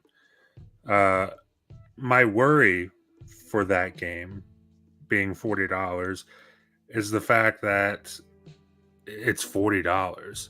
Like I look at that game and the fun I had with it, and I know my buddy Mike feels the same way. I don't feel confident dropping $40 on that game when there's a pretty high chance that game probably won't exist this time next year. It'll probably be abandoned. And I don't feel. No battle pass. What's that? Specifically because there's no battle pass.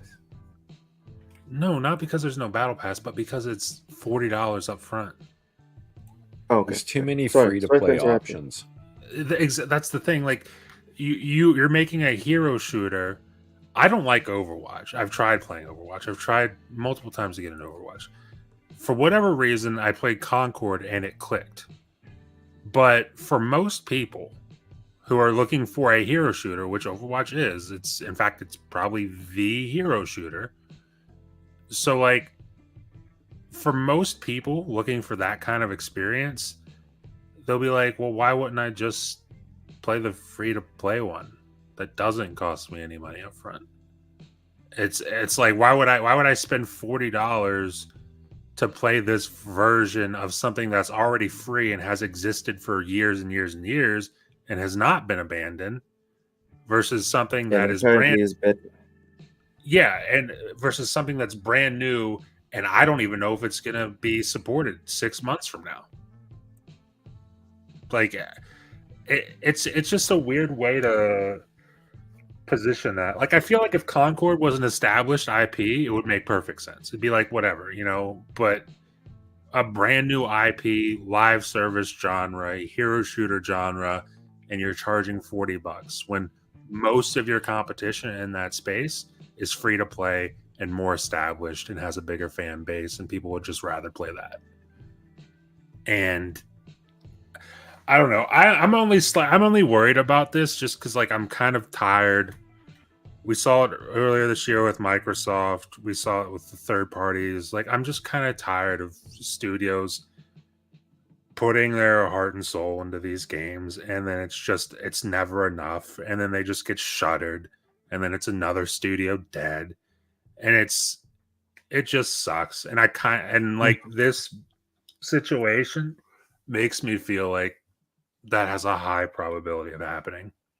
And I'd rather it not happen, honestly. That's just my take on it.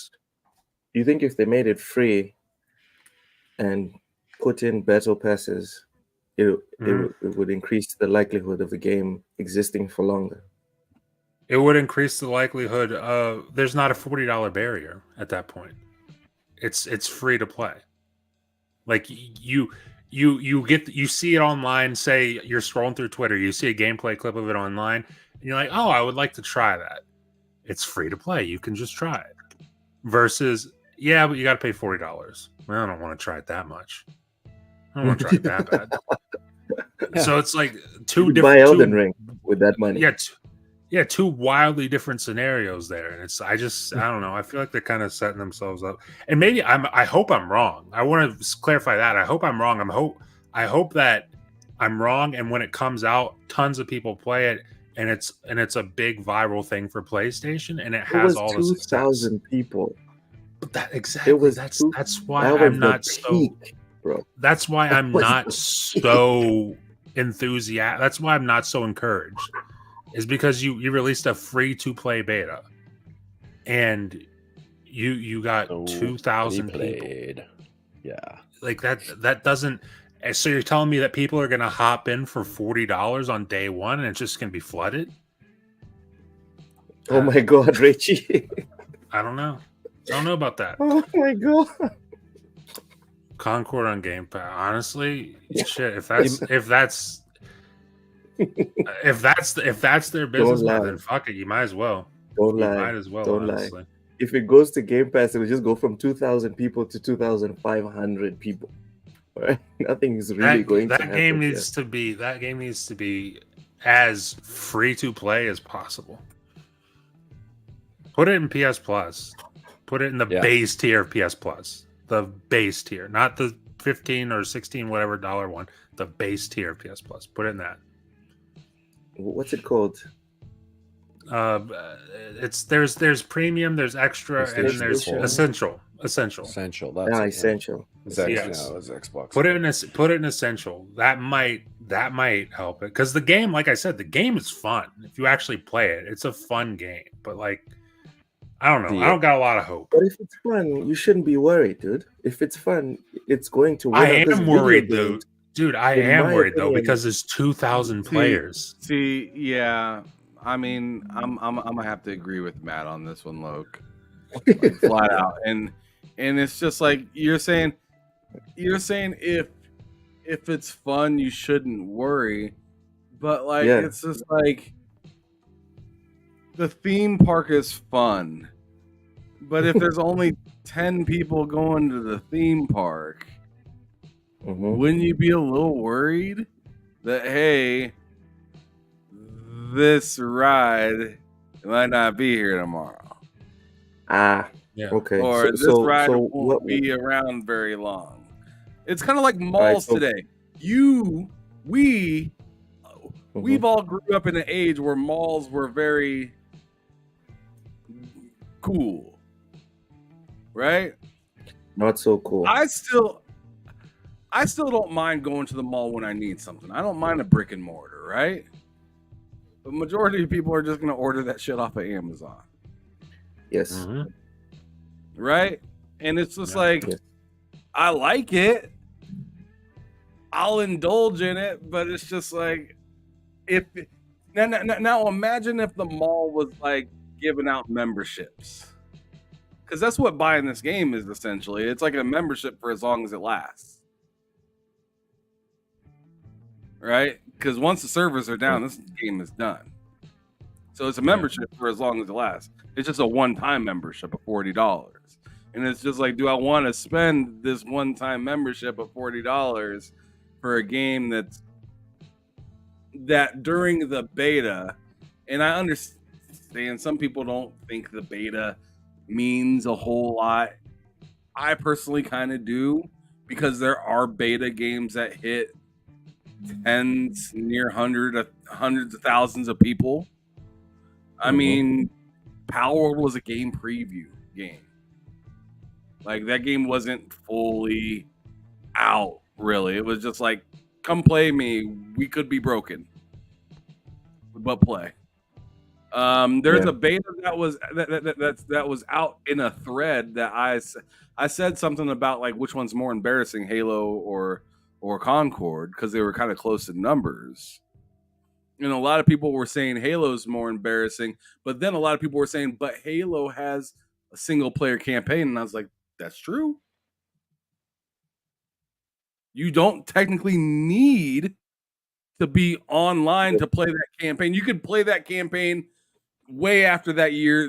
Way like people are still going back and playing the old Halo campaigns, right? And you don't get Yeah. counted as a player. Yeah. I Yeah. played the campaign You're not gonna twice. be able to do that with Concord, so I could see why Matt's like, yo, like, do I want to put $40 into this and have it end up like that last platinum game that nobody remembers now?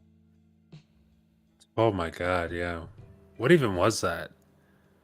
Exactly. Which platinum game?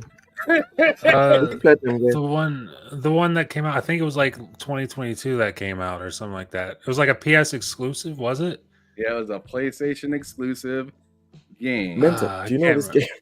I can't remember what the name of that was, but it was tragic. Like within a month, it had like What? 5 concurrent players or something like that. Was that car one?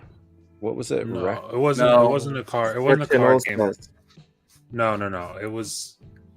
What was it, Matt? Give me the I can't description. remember. Vic, I'm gonna look up. I'm gonna look up Platinum Games. Platinum. Alright, I Vic. have it right up here. I'm pulling it up. It's What is it? Babylon's Fall. Babylon's Fall. Oh my Yes. god! Oh, With okay, the shiny yeah. armor and all Yeah.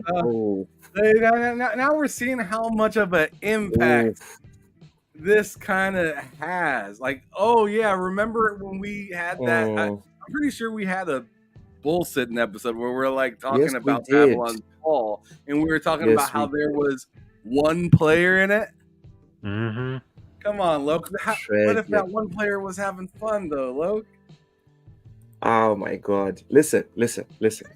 First off, let me get to the super chat, and then I'll take my L like a man. All right. Vic, the motherfucking click. Thank you so much for the super chat. It says that game went viral for the wrong reasons. Facts, no lies. That game, like everyone says, you want to go viral. You want to go that viral. That's not how you want to do it. All right. As for Godfall in this game, Ham. Dude, I already forgot about Foam Stars. Yeah. Like Ray Chi brought this up in the chat. He said, I enjoyed Foam Stars, but look at it now. I invested time on it, but now I'm not playing it. Like remember that game was sold as well. Yeah. Remember, does anybody remember? Like, I don't remember if it was this show or what show I was on, but I went and typed in Foam Stars on Twitch while we were live, and the guy that was streaming Foam Stars couldn't find a game, and he was just there. Like it looked like somebody put their controller down while it was to find a game and decided just to surf the net in the meantime. Damn. You know? Damn. Like Gotta he step away ordered for a 2 pizza. minutes. He may not even get takeout. He may have just sat there at the restaurant and ate the pizza while waiting for his fucking game to start. Could have made. I took his PlayStation Portal with him and was like, "Yeah, I can wait anywhere now." Damn. Yeah, but No, like I'm legit still kind stuck on- of concerned for Concord. I'm still Concore's stuck on fun. Babylon. Here's a reason to be even further nervous about the game. And it came from their own showcase. They showed off that new Marvels game. And that game is exploding right now. Yep. It's kicking it. And I'm not a fan of that by any means, nor do I even really care to even try it. Meanwhile, I tried Concord and I had a good time. Maybe that says a lot about me. I don't know. But I'm gonna tell you this. It ain't cutting it. The way that they decided to attack Concord and make this game, and then the way that they stepped on it by putting it right next to the Marvel game in its own showcase to be shown off for the very first time. That wasn't great. Like, Yeah. Usually I'm talking about Xbox when I'm talking about bad marketing, but Sony, what happened? Sony's not perfect. Listen, they're not perfect. All right? Everybody makes mistakes, I guess, because god damn, that's a bad one. Yeah. Yeah, that was. Everybody talks about That how was- good Sony's marketing is. Nobody wants to talk about that. That How was they a hell just of an put L. Concord in with Marvels, and Marvel's killing it, but first party is struggling. Struggling. Wow. Real shit. Yeah, so I'd like to retract my statement. So the extrapolation I was making is like single player games, for example, they don't really need much hype. If your game is good and it's single player, don't worry. You just need like 50, 100 people to play it and it'll go viral because people will talk about it and then someone will sample it, then they'll tell their friends and it will keep going and going and going. Whereas with multiplayer, even if someone that like Matt and Ham say, "Oh, I played it, it's a good game," like you said, Ham, if there's no player count, what are we doing? Doesn't The matter. player count is 50% of the equation when it comes to online games. You know, So- whatchamacallit, Exactly. what's that game that Ninja Theory made for Xbox? Bleeding Edge. This Bleeding is Edge. PlayStation's that one broke Bleeding my Edge. heart. This is Bleeding That one PlayStation's broke Bleeding my Edge, heart. where it's like a good game, but nobody cares. Oh, Yeah. I had so much It's- fun Bleeding Edge. It's to Loke's point. I brought up Red Dead earlier in the show. If I suggest someone play Red Dead, there's not many substitutes. There's tons of story-based games with really awesome stories, but there's not many substitutions for Red Dead Redemption. But if I suggest, hey, you should play Concord, there's a whole bunch of substitutions for Concord. Whole bunch. Tons of them. And a lot of them are free to play. Yeah. So it's not a good space to be in at $40. Fuck. Yeah, that was. I'm one still of the stuck things- on. No, go ahead, Manson. I was gonna say, just with Battlefield 2042, right? In a world where everything was free to play, they were charging Mhm. full $80 for it. Look what happened. Yeah. Still trying to recover today, right? And apparently it's a pretty good game now, but it came out broken, and people had to pay $80 for the privilege of playing a broken game. Yeah. Yeah, Huge mistake. and I think people give more chances to single player games than online games, multiplayer games, because the single player games you can kind of get in and get out, and you can still go back. Whereas multiplayer Yeah. games, you have to hop on and you have to stay on for years and years on end. So people make their decisions about whether they're going to invest 100 to 1,000 hours quickly, because you can't take that time back. So as soon as you hop on, you're like, oh, this is nothing special and no one's playing it, I'm out. You know what I mean? And then Marvel, Yeah. Marvel Rivals comes out, then it's like, oh, forget it. It's over. Oh, Yeah, that's nuts. Isn't really Marvel want to- Rivals also free to play? yes, it is. Nuts. You've got the Marvel name attached to it, and it's free to play. And then here comes Concord, a brand new IP no one's ever heard of, and you're like $40. What? It doesn't make sense. It does. It really doesn't. Yeah.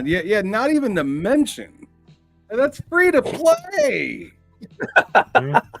like, damn, like the entrance, just walking This- into this- the door is already more comfortable. Oh, You don't got that like Yep. stench of, is this worth it? Like you don't have that like worry of, are there gonna be any players next month?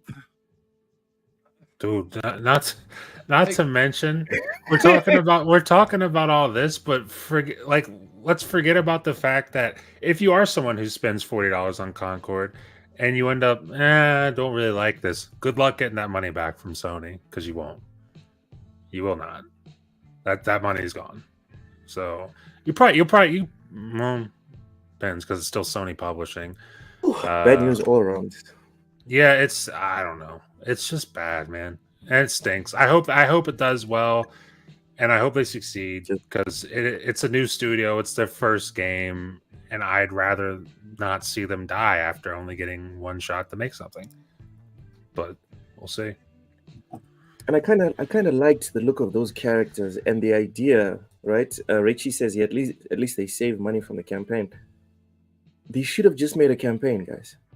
They should have made like 10, 12 campaigns that are like 6 hours each for each character, build out the universe or something, because their plan, right? If in the tweets that they said and the game announcement, their plan is to roll out like campaign content consistently. So we will be getting stories and cutscenes and all this other stuff. But the thing is, just do it.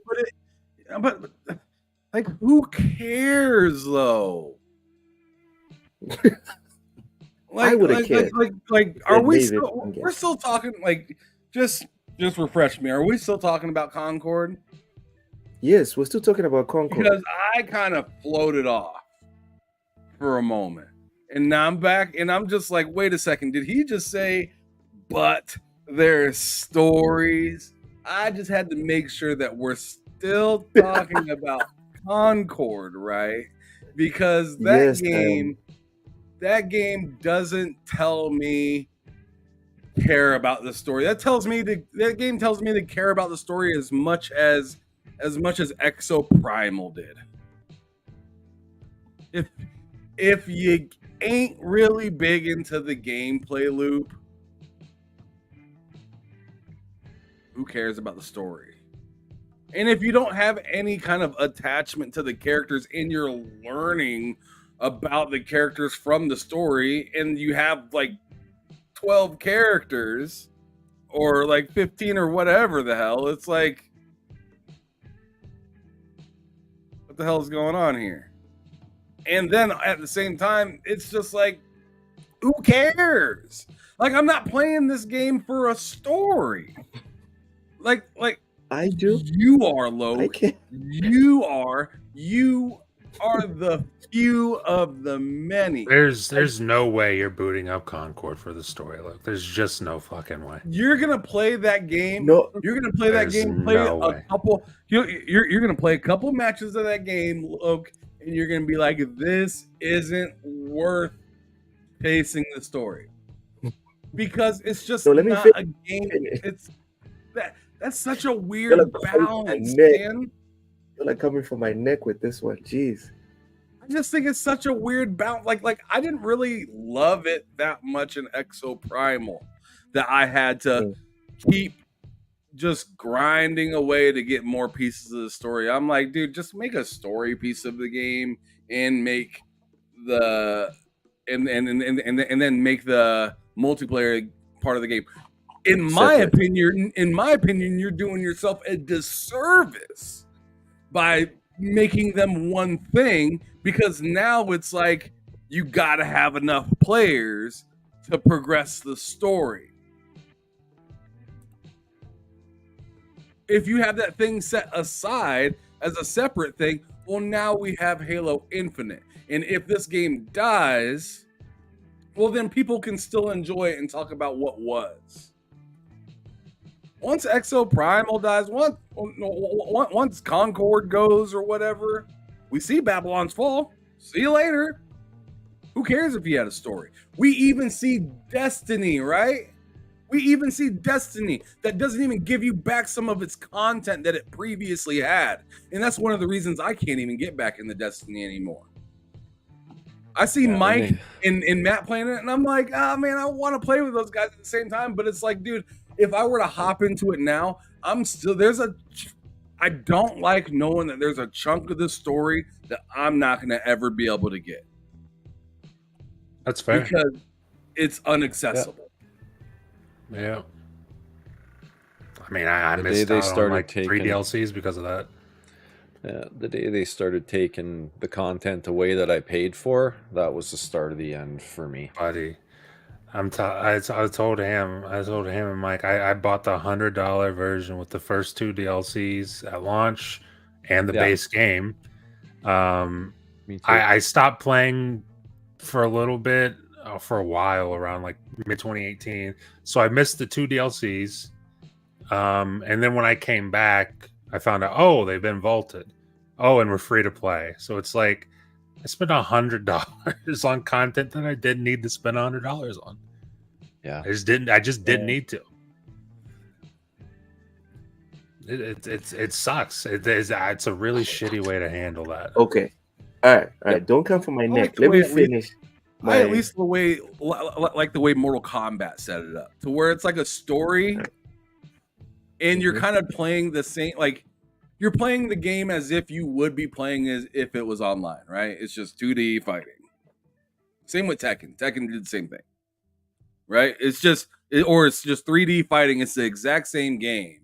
There's just a story that's a different mode. It's not part of the online. Like imagine playing Tekken but having to play all these randos around the world to understand the story. That would I suck. don't know. It wouldn't be as fun to me. That would suck. And then as soon as the numbers go down for Tekken 8, because Tekken 9 came out, whoever buys Tekken 8 from that point cannot access the story, because you need to be online to play, and no one's playing Tekken 8 anymore, which is what usually happens with these types of games. So yes, it would be problematic, but you guys didn't let me finish my point. I'm sorry. I'm very good at that. Right?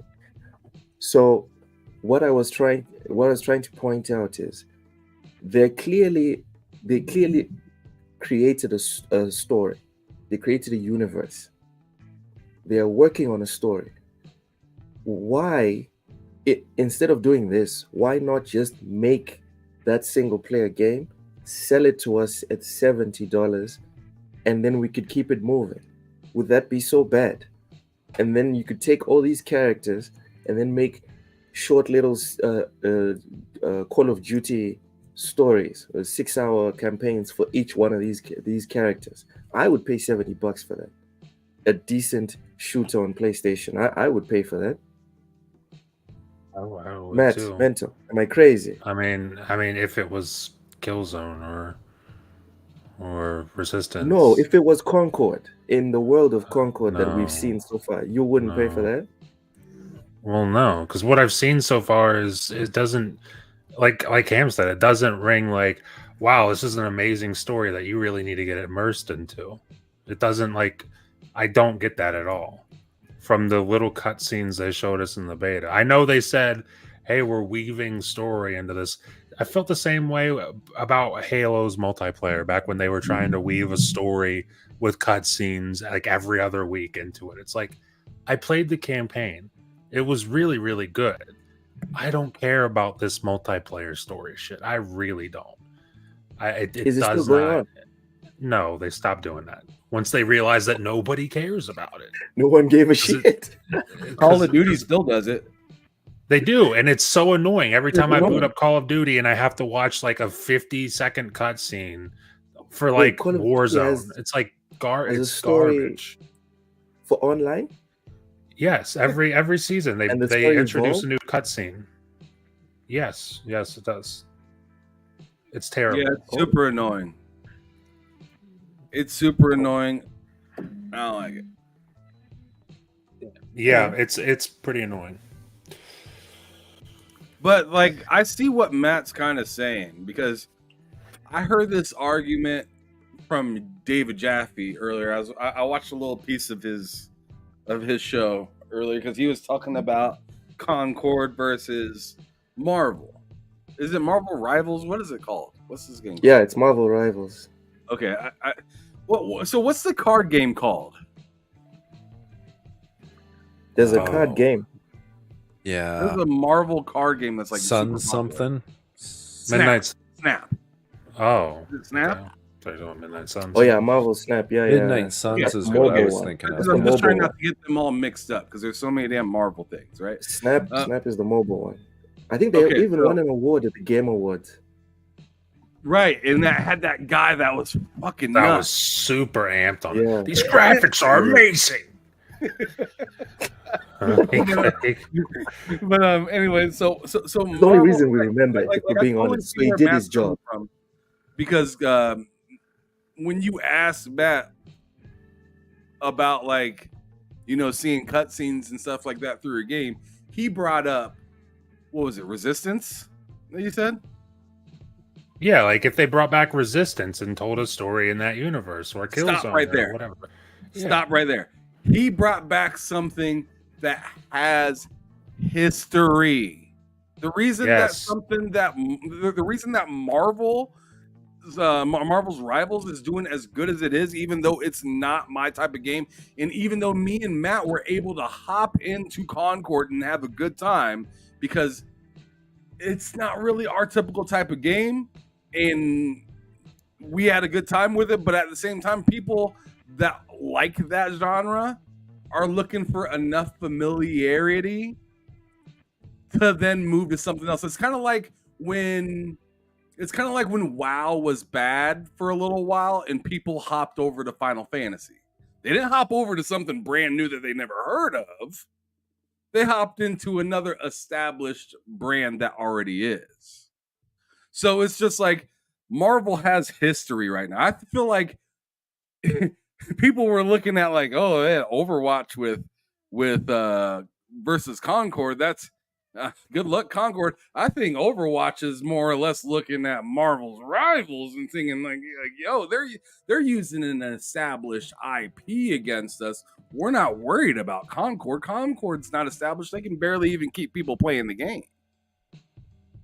So I can totally see where Matt's coming from by saying, hey, let's use what was the game? What was the game that you just mentioned? Resistance. Insomniac game. Resistance. Yeah, Resistance. So like, because there's some history, there's story to go back from, and even if they did make a game that's only about, hey, you get the story through the multiplayer, you could then at least as Sony be like, hey, go into our catalog and go play the old games if you want to be up to snuff with what's going on. It's kind of like saying go back and read the lore. Yeah. Nobody wants to read the lore why it's going on for a new game when there's other games within the same genre that you're more familiar with or already love, and you're not in the shopping market for a new one.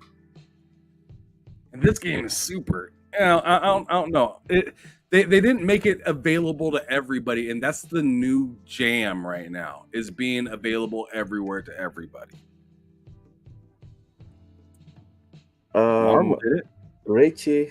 Rachie with 2 Canadian, thank you so much, says Fortnite's story and lore is so deep, each episode make me cry. So at least we have a fan. And also Vic likes the Call of Duty cutscenes, so you guys can buzz off with that. Okay, anyone else have anything else to add on this topic? Because I done tried to defend Concord and I'm just getting pummeled, just destroyed. I'm done defending Concord for today. You tried. You definitely tried. I gave it a go. I did give it a go. You shouldn't have, but you did. DOA. Someone has to do it. No, they don't. So next we have Sony launches PSVR 2 Steam app less than 2 weeks before PC support rolls out. So less than 2 weeks from now, the PSVR 2 will get a new lease on life. The second generation PlayStation virtual reality gaming headset will receive compatibility support, allowing owners to play Steam VR games like Half-Life Alyx ahead of the release, Sony has dropped a new app on Valve's digital distribution store that shares a bit more insight on PSVR 2 compatibility on Steam. According to the Steam listing, users may use the PlayStation VR 2 app for the initial setup to play Steam VR games on PSVR 2. The app will also be used to update the firmware for the PSVR 2 hardware, allowing users to adjust settings such as screen brightness and establish a play area for the device via Steam VR dashboard. The Steam listing also shares the system requirements to run Steam VR games on PSVR 2. These remain unchanged from what Sony previously confirmed.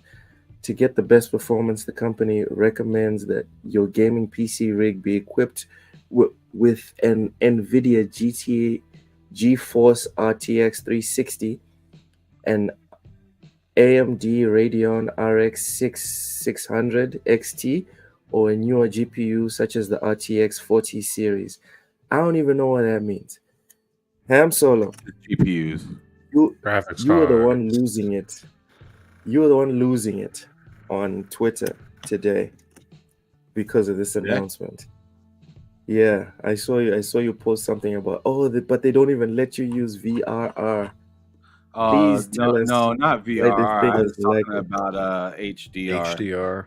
Yeah. It's missing all Same kinds difference. of stuff. It's the same No. thing. No, it's No, it's not. not. It's not. It's very much not the same. Just go with it. Go There ahead. is nothing to go with there. The only thing those two have in common is they each have one R in the in the God acronym. damn There's it, an R guys. in Just there, let it but slide. That's it. Let it slide. Go ahead, Ham. But yeah, no. I mean, hey, I mean, it's cool that it's going to be available there, but it's just not. Like, I just don't love that. I don't love that you have to buy an adapter for a PC. Just garbage. That just doesn't make any sense to me. Like, why do I have to buy a Is it a USB device or not? Right? Like, I get where you're coming from, man. It's ridiculous. It feels like you're buying something to take features away. Yeah. That's kind of what it feels like, honestly. It's like, hey, make sure you plug it into our regulator. We'll regulate it right for you. You gotta block that HDR. Yeah, it just feels nefarious, if I'm being real. It just kind of feels nefarious that your entire console is built with parts that a PC uses, yet I need an adapter to plug it into my PC. Like, you mean you can't just send an update to the hardware itself and just say, hey, this is open over here now? Yep. No, like to me, this is like, in my opinion, this is classic PlayStation just thinking that customers are stupid. Yeah, this is me thinking that, hey, PS guys, if you want to just get a PC and use this on it, we got a deal for you. Where PC guys are going, what the fuck? Like, what is this? Because it doesn't make sense. It doesn't make sense. Yeah. Stupid. I'm sure if they could make a special type of HDMI cord only for PlayStation, they'd do it. They do. Yeah, definitely. Yeah, they'd 100% do it, and that's what this whole piece feels like. This whole little hub piece, that it's just another set of fucking bullshit on your goddamn on your computer table. I already got enough shit on here. Right now, I have another box here. If I want to get that. And then on top of it, you have to already buy the headset as it is, right? And it doesn't come with it; it's sold separately. So it's just to me, it just kind of stinks, right? I mean, you could argue, hey, the the Meta Quest, you have to buy the headset, the adapter to it to go to the PC separately as well, which you do, which I think is stupid as shit as well. And it's also stupid as shit that one requires a special cord. In my opinion, I think that's stupid as well because it's very Apple of them to do that kind of shit, in my opinion. So I'm not trying to say that, hey, the Quest is so much better. I'm just saying, like, PlayStation, you're on that same bullshit, but like times 10.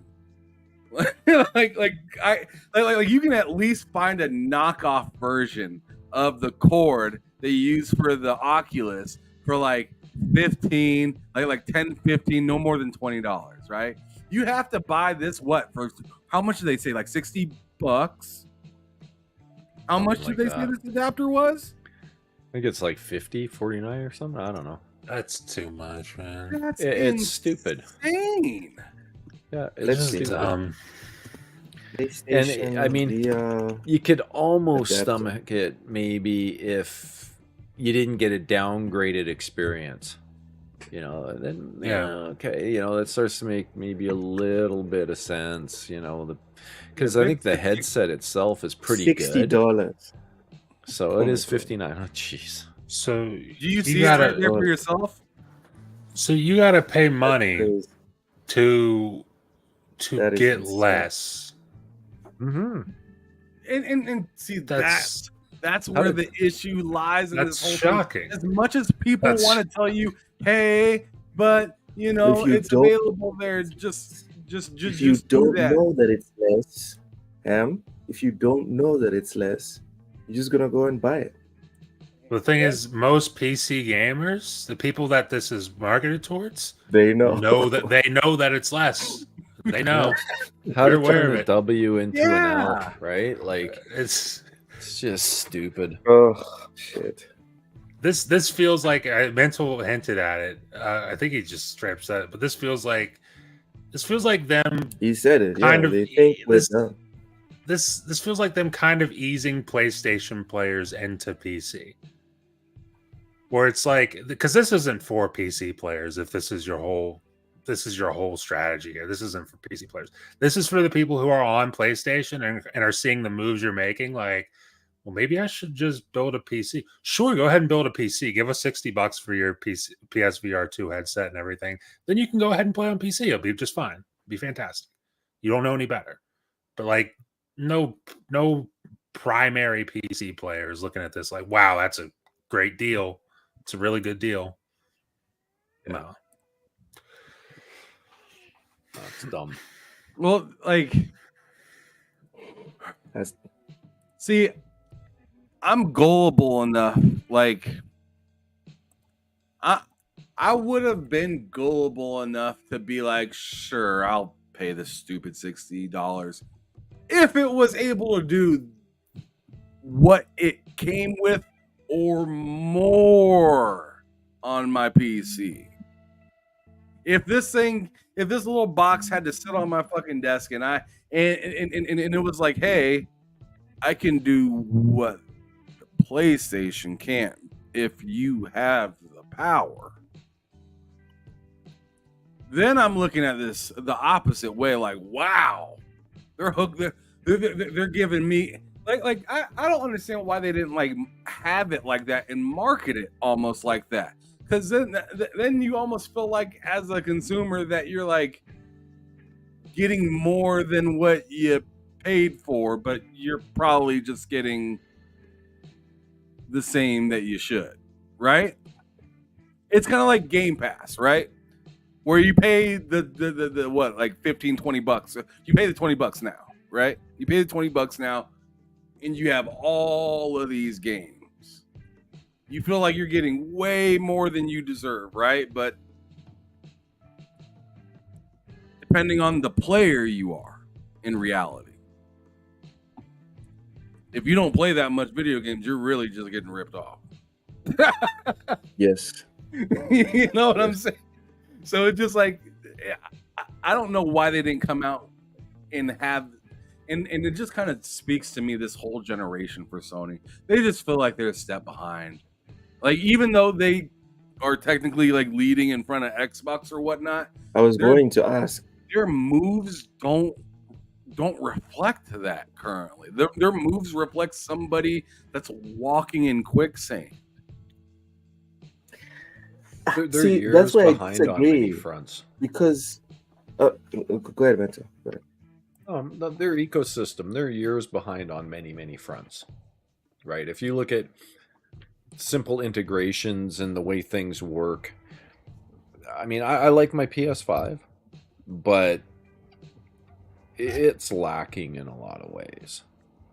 That's just the facts, right? Like, even just switching between consoles and your game saves, something that's so simple on an Xbox.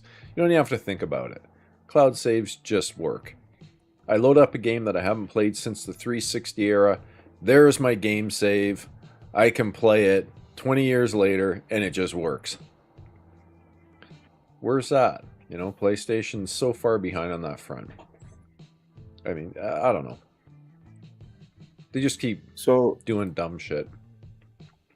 With that specific point, there's nothing to push back on, really. But I was watching the Nintendo documentary yesterday about the failure of that Virtual Boy or Virtual Console, whatever, the red one, right? Yeah, Virtual Boy. And their failures were reflected in numbers. Same with the Wii U. And I feel like when we talk about the failure of PlayStation, I think we should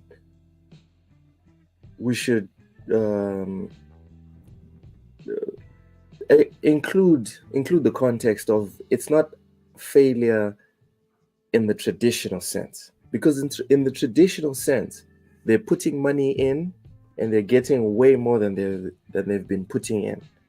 We might disagree that these investments or lack thereof, right, and their direction is in the wrong place, but the results tell us a different story. That's what I wanted to push back on the whole thing of PlayStation is failing or whatever. They might be failing in terms of, maybe we might not see them as hip anymore, or we might not see them as consumer friendly or whatever. I'm just talking about results wise though.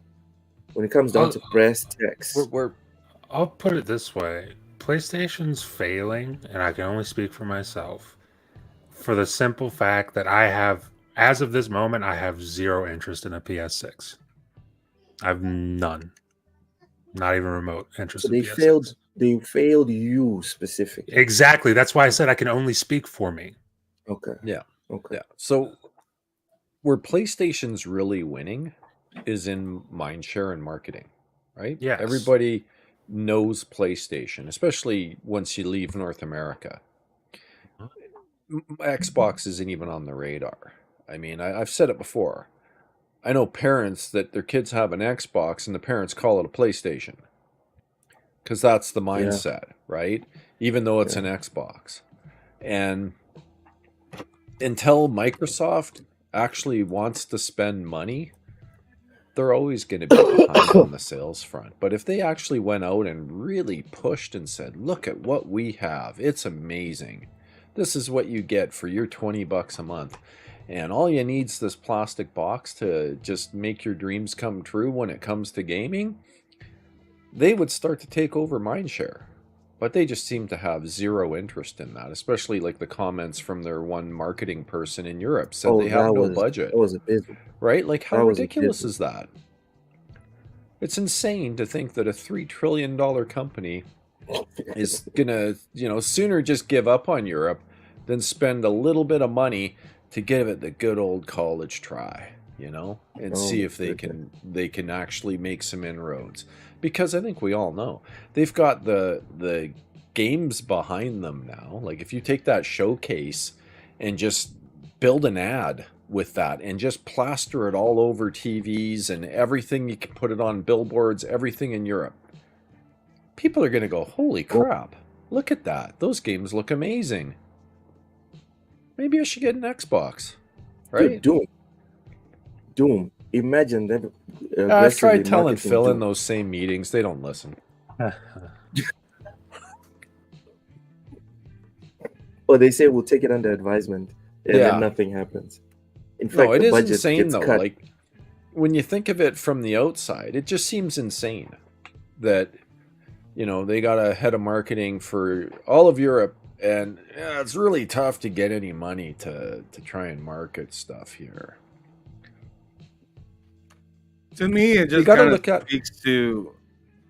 See, I don't know. It kind of speaks. It kind of reminds me of. I hate to bring this back up again, but it reminds me of a lot of like politics, right? Where it's like you got a lot of old fucking dumbasses that don't know what's like really Yep. like they know how to get the right people together to make certain decisions, so they'll get to like the peak of what's awesome and what's right and what the people want and whatnot. But then how it gets kind of displayed out there, they have to then go ask dad. It's like, oh man, like we need you for this game, bro. You're the best catcher we got, or you're the best wideout that we got. And it's like, but the game is at 9:00 and they gotta ask dad, and dad's a real stiffler about letting me stay out any later at all. But and that's kind of what it feels like, when it comes to like old people in politics running the country and shit seeming weird, or just as something as simple as gaming, where it's like, if I feel like if Microsoft was being ran by somebody closer to our age, or just any sort of ideology of what we've seen growing up, you would think that they would market heavy to what they have, the power to wield. Like they have all the power in the world right now with Activision, with Bethesda, with their pockets and everything. And it's just like it's like they have all that in the vehicle, but the person driving doesn't know how to drive stick, so they can't go anywhere. Yeah, it's bizarre. Like just looking at it purely from a business perspective, I don't know how many consoles are sold.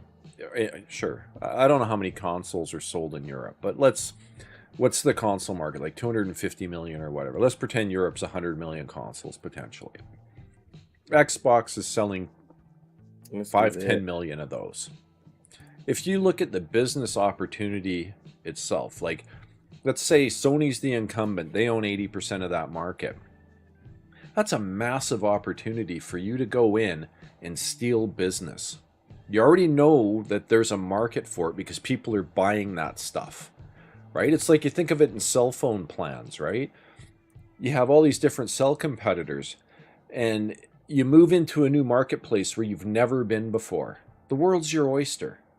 You have every opportunity in the world to steal people because there's always someone pissed off at the incumbent, right? Yes.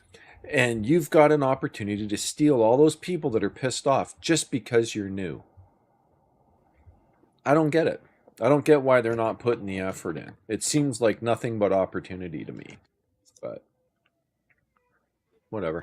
They must know something.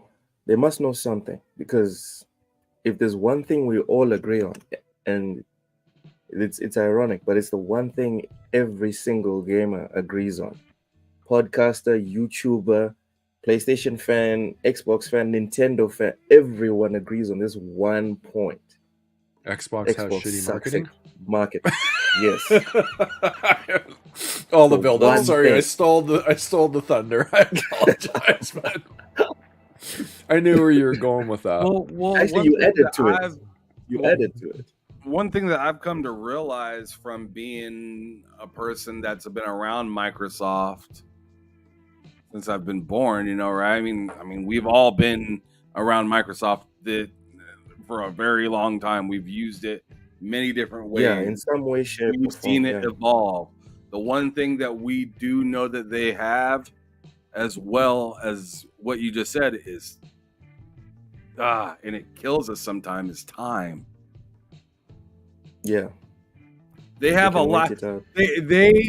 And I feel like it's like the most disrespectful form of business, and they are masters of, we'll see how that works out. We're gonna play it the way they're playing it, and we're just gonna see them run themselves into a wall, and then we're gonna do what we want to do. We're gonna then do what we planned on doing the entire time. Once the customer has no other direction to go. It's a little diabolical, but like it works for them, and it's weird. Oh, Yeah. I don't know if it's gonna work. I don't know, man, because Nintendo's been around for I don't hundreds think of they years. care about Nintendo, though, bro. I think why do you care about somebody that much smaller in stature than you? I don't think you do. I think you You don't just think make they sure do? you're getting money from them. Just like they did with Apple. They're like, I don't want to kill you. Here, take some money. We just want your money too. I think that's the whole point of all of this. They don't care about Nintendo. They don't care about Sony. In my opinion, that's like small potatoes to them. They're very like even though Sony has Sony Pictures and everything like that, look what happens if Microsoft's infrastructure goes down just for a little bit. The world goes nuts. What happens if Sony Pictures goes down for a little bit? Nothing. Oh, so Sony store. That's what I'm saying. Like, what happens if Nintendo goes down for a week? Yeah. No one's losing their job because of it. That's what I'm saying. Like this, like as much as we're like, yo, they should market. Yeah, sure, but that's like a back, like something in their back pocket that they're waiting to do. It's almost like a get out of jail. How do we know they're waiting to do that? Oh, How do we know that they're waiting to do that? And that's our question at the end of the day. Why are you guys waiting? You guys have all this money right there, just ready that you guys could get, and they're just like, our projections show that it's not as much money as we're already crushing it making.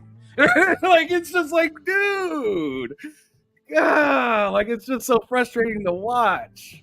It's like watching I don't know. It's like being a Cavs fan and watching LeBron go to the Heat. It's like, it's like, why? They could win without him. Like, why did you add him to the team? Now they just, yeah. It's just like nobody has to completely play too hard. Now everybody can play that 75%, and then once everybody hits the playoffs, everybody hits 100, and it's like damn near impossible unless you're fucking Dirk Nowitzki, I guess. And LeBron doesn't know how to win.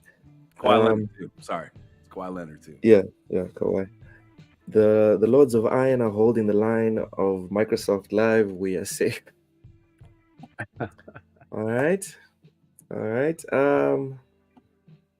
Gentlemen, that brings us to the end of this week's show. Once again, 30 minutes over the 2 hours that we always project for the show. At this point, I think we should just leave it at 2 hours, 30 minutes. I think we should just do that. Let's just do that. Hey man, I'm still out here holding that motherfucking line with Xbox. I don't care what anybody says. I just know that when I see something that I don't understand, I'm gonna say something. I'm gonna be like, "What the like?" Yeah. Like I mean, I don't know how many times I got to use the same tired ass thought process, but just like a sports team, I don't understand what's going on in the front office. I got questions, but I'm not leaving. But yeah, but go team. It's like me and my Lakers, man. I hate what's happening. I hate it. The Lakers stink. I'm loving the Lakers right now. You guys are like literally TV, and that's what you guys want to be. So that's why I don't understand why you're not liking the Lakers, because the No, we've Lakers always is been doing. TV. Hey, look, remember you're saying past performance, right? So why are you Yes, surprised? because usually we're Hollywood and we win. Ham, it usually goes together. Remember, mean- Shaq and Kobe, that was Hollywood, but we used to win. Magic, Kareem, winning. You know what I mean? Even Jerry West were going to the finals all the time. I wasn't even born at that time, but fuck it. The point is, you can have the drama, but win, please. You guys won a championship like 4 years ago. Yeah, now the drama's catching back up. Ah, shit. Anyway, we can go deeper into this on Monday. Matt, if you have some time, it would be nice if you hopped on once in a while, discuss some politics and sports with us. Politics? Not really. See, I don't want like I don't know. Look, is it Movies. just politics? Because I thought we were talking about No. It's everything. Movie. It's called everything but gaming. It's politics, movies, music. Because I'm TV hoping next week we shows. don't have to talk about politics at all. Because the last We're 2 going weeks to have to it's talk. nothing but politics. But we didn't foresee the assassination attempt. We didn't foresee one of the candidates leaving. So That's no one fair. could. I I mean, mean, I I know kind of foresaw that, honestly. Yeah, because remember Ham, we were supposed to talk about that thing. You had a specific thing that you wanted to where you wanted to show me I live, want to talk about something. but Yeah. we didn't have the time. So yeah, we should We definitely definitely do need to talk about that beast, Yeah. the Mr. Beast shit on Monday. that. Yeah, and also That shit's fucking. I'm gonna try and make some wild. time. I'm gonna Pretty talk to my brothers to see if we can watch Deadpool tomorrow. So on Monday we could talk about Deadpool. Mental, you're also Is welcome. the movie to come out or through. something? Yeah, it was out on Thursday. Is it on a streaming service or something, or is it just on the movie? No, theaters? cinema. That's what I thought. That's what I Yeah. thought. Good, Mental, good for If the you can come movie. through, if you can come through and explain some ice hockey, I'd like to sit down with someone that is patient to explain it to me, because I've tried to watch it, and besides they have to get the puck into the goal. Besides that, I don't understand anything else. Understanding all the rules. Oh, you don't know offsides or fucking Like I don't even know. So- I don't even know when they fight. When are you allowed Why are to they fight? fighting? Oh, No. when you're allowed When to, are you allowed to, you like, can okay, fight stop anytime you everything? want. No, okay, Yeah, but you can. when do they stop the whole game? The guys take off their helmets, and then They it's don't like take off their helmets. Matt. Yeah, not anymore. Okay, whatever. When they say Matt versus Ham, 1-on-1, go. What has to happen? They What are the don't do that. parameters? What are the rules? No. The players Yeah. decide These that. They days just they'll- throw the they'll gloves stop. off, man. Yeah, they'll stop a fight if the helmets come off now, in case the players fall to the ice and they can smack their head on the ice and stuff. There was a lot of injuries like that back in the day. So Okay. the rules are, when it comes to a fight, if it starts getting one-sided and a guy goes down, the other guy's still hitting him on the ice, of course they're going to jump in. But they'll usually just let them fight if they're going toe-to-toe, and they'll let them go until they're tired. And then they'll just come in, split them apart, and off to the penalty box, right? But yeah, generally speaking, they just let them tire themselves out. And then those same players get back on the ice and Yeah. play like Yeah, they It's get cool. 5 minutes each for fighting, and back you go. Unless, okay, sometimes there's something that's called like an instigator, right? If someone comes in, like let's say, Matt slams Ham into the boards, a nice clean hit, and Ham goes down, and then Loke, you come in and you're like, what Fuck the outta hell? here. That's not cool, Matt, and you just Okay. start jumping on Matt and hitting him, and then you guys have a fight. You would Good get luck. extra 2 minutes for instigating. and Yeah, you'd man. be punted from the game. You'd be You have to out stand for the up rest for of the game. yourself. Yeah, You have to stand up yeah. for yourself. Now that said, Damn, if everything your just teammate goes can do on, it. hold on. There's more to this. Look, So sounds like he's watching some the WWE.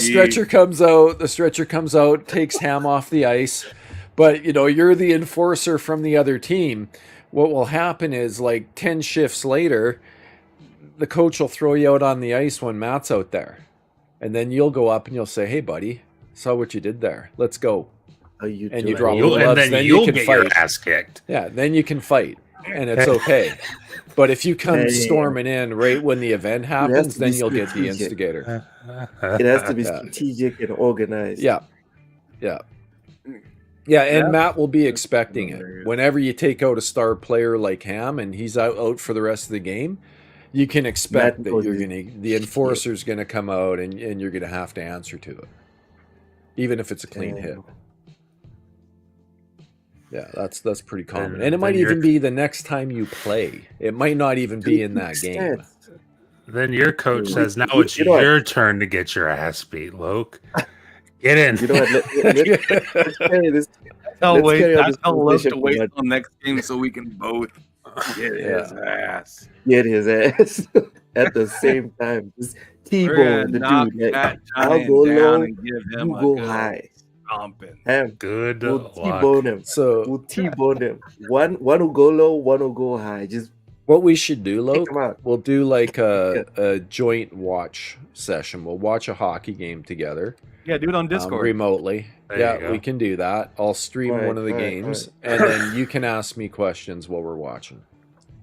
Why stuff has happened, or why they blew the whistle at this point. So I can peep game. That'd be fun. Yeah, that's the easiest way to explain the game and all the different rules. Like, are the playoffs done? Yeah. It would have been nice to see it in playoff intensity. Playoff hockey is insane. Cool. I can replay all the old games. Like, they're all, like, I have a streaming service, so. Yes. All right. Yeah. I can pick an exciting one for you. Let's set that up. Sure. Let's set that up. I'm going to be taking a couple of days vacation soon, so I'll reach out and then we can set this up. The last super chat of the day, Vic, the motherfucking click, says, "Look, the Celtics said hi. Hi, Celtics." Also, buzz off Celtics. Mental, plug your stuff. Oh, geez, it's been a while since I've had to do this. I'm at Mental9R on X and Steam and PlayStation and Xbox. And you can find me at Caffeine Entertainment on YouTube and Caffeine Entertainment on Rumble as well. And of course, I'm here on Fridays, unless I'm not, and occasionally on Sundays as well with Loke. We moved the Sunday show to Mondays. Occasionally on Mondays too with Loke. There you go. What time on Mondays is it? Same time, 2 p.m. Eastern. Yeah, p.m. Eastern. Okay, yeah, that would be a tough one for me to make on a Monday. It's fine. You can come in on the second hour or third. It's fine. Sometimes me and him really goes long. Yeah. Anyways, cool. Thanks for plugging your stuff and coming through. Matt, plug your stuff. Yeah. You can find me on YouTube. Matt Likes Games videos every Monday and Friday. Monday nights at 8 p.m. is the L3R3 podcast with myself, and it's me, Tuan, and Hard Days Mike. And then also on Wednesdays at 7 p.m. Eastern, it's a two-player podcast, myself and Ham Solo. That's Wednesdays at 7 p.m. Eastern. And then Fridays, 4 p.m. Eastern. You can find me here on this channel for BullSittin with these guys. All right. Mental, I think the question on the screen is for you. My favorite hockey team. I kind of have two. Long-suffering Canucks fan, Vancouver Canucks, and Edmonton Oilers are my teams. We're in the Oilers today. He means that shit. All right. He's not just talking. He's not like me. It says he's a Laker fan. Never seen him in a Laker jersey. Ham, do you wanna plug anything before we leave? Not in particular. I'm all set. All right. Thank you for watching BullSittin. This was our 115th episode. Thank you so much for watching, everyone. We will see you on Monday at 2 p.m. Eastern for Everything But Gaming. The videos are already preset, so you can go ahead and set up the notifications. Wednesdays, as usual, we're going to do the lowdown at 2 p.m. Eastern as well. And then next week, Friday, as we do every single Friday, we're going to be on BullSittin. Thank you so much. Bye-bye.